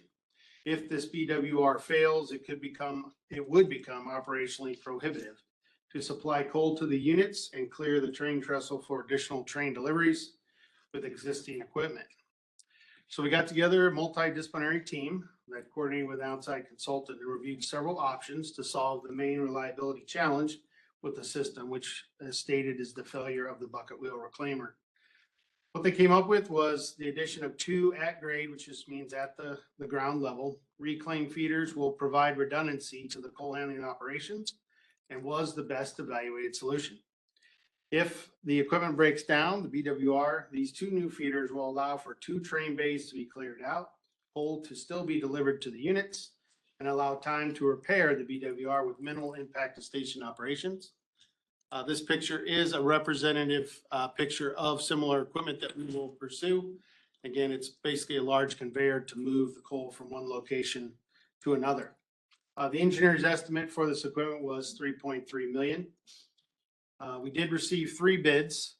All bids that were submitted were determined to be legally not responsive due to various requests to modify the commercial terms. Therefore, we are requesting the board to reject the bids and allow management to negotiate an acceptable material supply contract. That approach has been confirmed acceptable by legal counsel. I will reinforce that this is for the major materials only, like those pictured, and an installation contract will follow later this year, so we can install throughout 2025 once we have the material details known. Does anyone have any questions on this item? If a particular contractor you intend to negotiate with, or is this negotiation with all? Yeah, so we will likely discuss with the 3 that did supply responses to determine the best approach there. So yeah, we will start with those that submitted bids. And you mentioned that they had changed some terms. Was there a particular thing that they had wanted to change? Did they all change the date? Did they all change? Now, there were several, with the sealed bid process, right, you can't change anything. So there were several specifics that like one had wanted for a different date or price. So not a price, but date, which that can't be negotiated in a sealed bid. So. Thank you, Eric. Other questions? I think just to highlight too, I mean, I think the board has seen over the last few years, post-COVID, we've had to go back and negotiate more frequently than we had in the past because of things like this, where, you know, these individuals are trying to reduce their risks. There's lots of demand for products in the field. So there's lots of complications that maybe we wouldn't have had 3 or 4 years ago. So you're seeing this more often. You'll hear about it more today and some of the other actions coming, but it's been the last 2 years pretty consistent. Does that suggest that we should revisit our procurement processes at all to sort of adjust to a changing market? Or do we have limitations that are state statute driven, or maybe it's all fine? We have a lot of conversations about that. I mean, there is a purity of just having a sealed bid, right? And the perception that, hey, you're doing the right thing and there's not something else going on behind the scenes. I will tell you, the more complex the project is, the more you need the ability to kind of pull on these strings and negotiate and kind of leverage one entity versus the other to try to get the very best deal. I think right now it's working pretty well for us. We tried the first go around on more simple projects like this. If it doesn't go through, we can go back and negotiate like we're asking you to do here. The board has given us some latitude with some of the larger, more complex stuff, and I think that's been exceptional. Has allowed us to move a lot faster than we would have been able to otherwise. So I think we're okay for right now, but it is something that we've discussed many times. So the office. Thank you for that. Thanks for the question. Okay, good with this one. Let's keep going. Okay. And for the next one, these are for installation contracts for intake traveling streams. So at both Nebraska City and North Omaha stations, we have intake structures that sit on the Missouri River. Each of those have large pumps that bring in river water to cool and condense steam as part of the electricity generation process. We use traveling screens to strain out debris from the river water and keep that debris, whether it be vegetation, sticks, etc., out of power plant systems. As part of the Clean Water Act, we are required to install new traveling water screens per that act that feature best technology available for reducing the potential impacts to aquatic life at both sites. The physical equipment meeting these regulatory requirements were purchased previously under separate contracts, and the majority of the components have been delivered to the respective sites. We still The last of the screens for North Omaha should show up by the end of this month. The new traveling water screens are required to be installed by permit compliance by the end of 2025. And these traveling screens are needed regardless of fuel type. So even post fuel conversion from coal to natural gas at North Omaha, will still be required to have them. As Troy alluded to, which is somewhat unique, that at least in my tenure, we received 0 bids for this contract. So it was publicly advertised per the statutory requirements. And so by those same requirements, we are requesting to negotiate with the potential bidder for contract or contracts to complete the required work scopes. So again, we received 0 bids to evaluate. And so that's basically the option we're left with. A picture, Aaron, if I go to the next slide, please. Oh, no picture. So they're about 58 feet tall, these screens.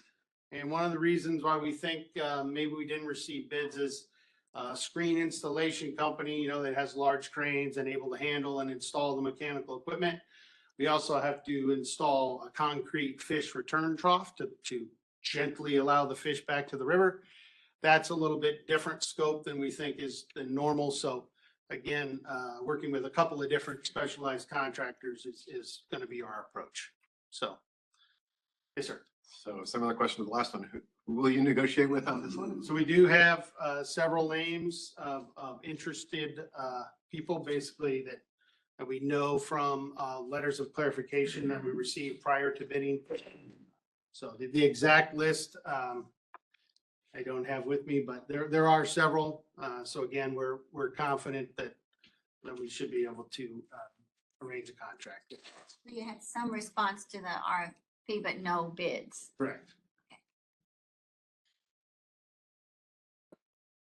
Okay, other questions? Seeing none. Okay, thank you.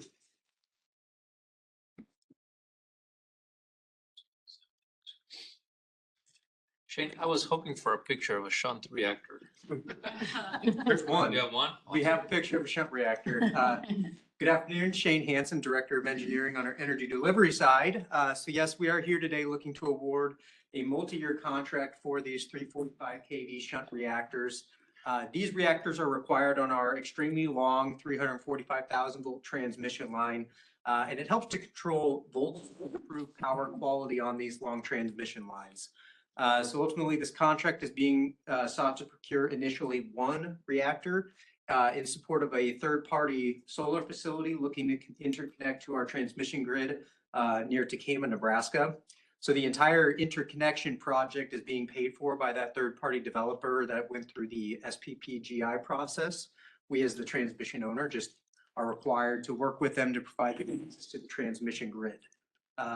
So this contract does include an option to extend the contract for 4 additional 1-year terms as additional needs arise. We've talked about some large projects coming up in our service territory. So this is that style of alliance contract that will really allow us, as Troy alluded to create that relationship, to have more visibility in lead times and cost that we can see in these reactors as time goes on. We received 1 proposal, and that proposal was deemed both technically and legally non-responsive for various reasons.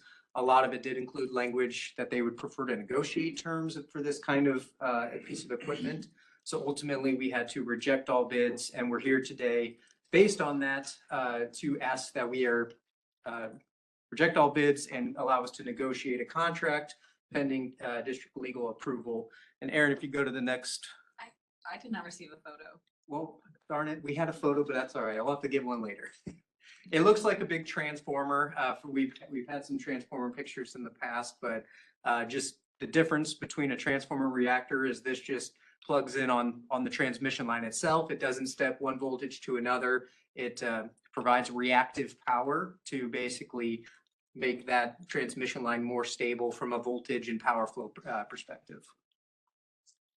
Questions that I can answer? I'll beat Eric to his question. How's the pool of Bidders. potential bidders? Yeah, so we had identified 5 vendors capable of doing this type of work. Several of those, given kind of the lead times constraint we talked about, they weren't even able to provide a bid within the next 6 months because of how backlogged their work is.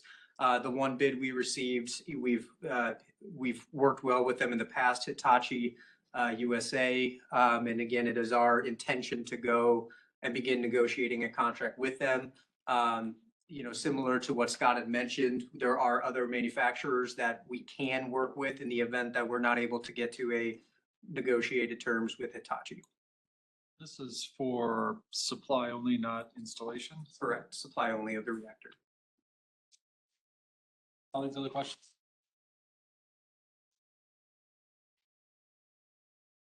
Okay, thank you very much. Chair Williams, the committee rests. Great, thanks very much. We have a couple additional items, other business. First, confirmation of the board meeting agenda for Thursday. Per usual, we've got all of the items listed on the consent agenda. I'll start by requesting that we move the resolution of appreciation for Dr. Molhoff to the board discussion item list. Are there any other items that we would like to move from the consent agenda to the discussion items? Like corporate operating plan. Sure. Sounds good. And in terms of logistics there, we'd like the resolution for Dr. Molhoff to be first on the list and then the corporate operating plan second. Any other items, or are we good with everything else on consent agenda? Sounds good. So we're set for Thursday.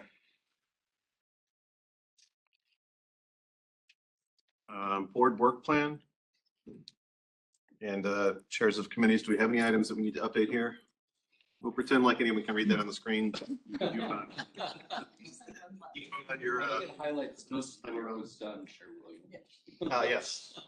Thank you. There's the broad description. Things are getting accomplished. And I think anticipating that, oh, well. Anticipating new leadership beginning next year, I think we'll, let them decide the priority for work. Since we're on this topic, I think it's just a quick reminder, we will have, of course, a new board member joining us in January, John Hudson. We have Scott Foch and his team, they've already contacted him and we're already planning training sessions. However, we will make those available to any board member if you want to go through it again and or need a refresher. I think it's a good opportunity to have that available. So we will send those dates out. We're getting those confirmed right now, so the subject matter experts and you will be able to. It's good. I remember I found that very helpful when I was new, and older, more experienced directors also attended those meetings. Not older directors with 4 years of more tenure. That's right. Great. Sounds like we're in good shape then on the board work plan. And last, we have an opportunity for public comment on items of district business. Before we adjourn, we will take comments from the public on items of district business. Comments made by all parties during the meeting are part of the official public record. We will take comments first and then via WebEx. Do we have any comments or anyone who's indicated an interest in commenting in the room? No. For WebEx attendees, if you wish to make a comment, please send the meeting host a message using the chat feature or utilize the hand raise feature. Detailed instructions can be found on the OPPD website with the link shown on the screen. When I call on a member of the public to speak, please affirm that we can hear you before commencing your comments. Please state your name, address, and the name of any organization or person you represent. Each individual will be allotted 3 minutes per matter pending. To assist you, we will use the timer on screen and signal when you have 30 seconds remaining, as well as when time is up. If you have written materials, please email them to corporatesecretary@oppd.com. They will be received on our behalf. For all attendees, please direct your comments to me. I will either respond to you directly or defer response to another board member or officer of the district. The board values and welcomes civil, respectful, clear, and concise communication from the public. During public comments, speakers should refrain from repetitious, profane, or irrelevant comments. Speakers shall refrain from pulling the board as such vote is not on the agenda and is prohibited by law. Do we have members of the public online who would like to make comments today? Yes. David Corbin?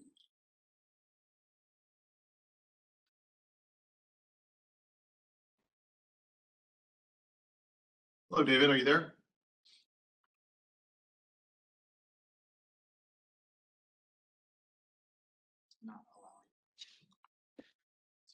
David, if you can hear us, we're working on some technical information, so give us one.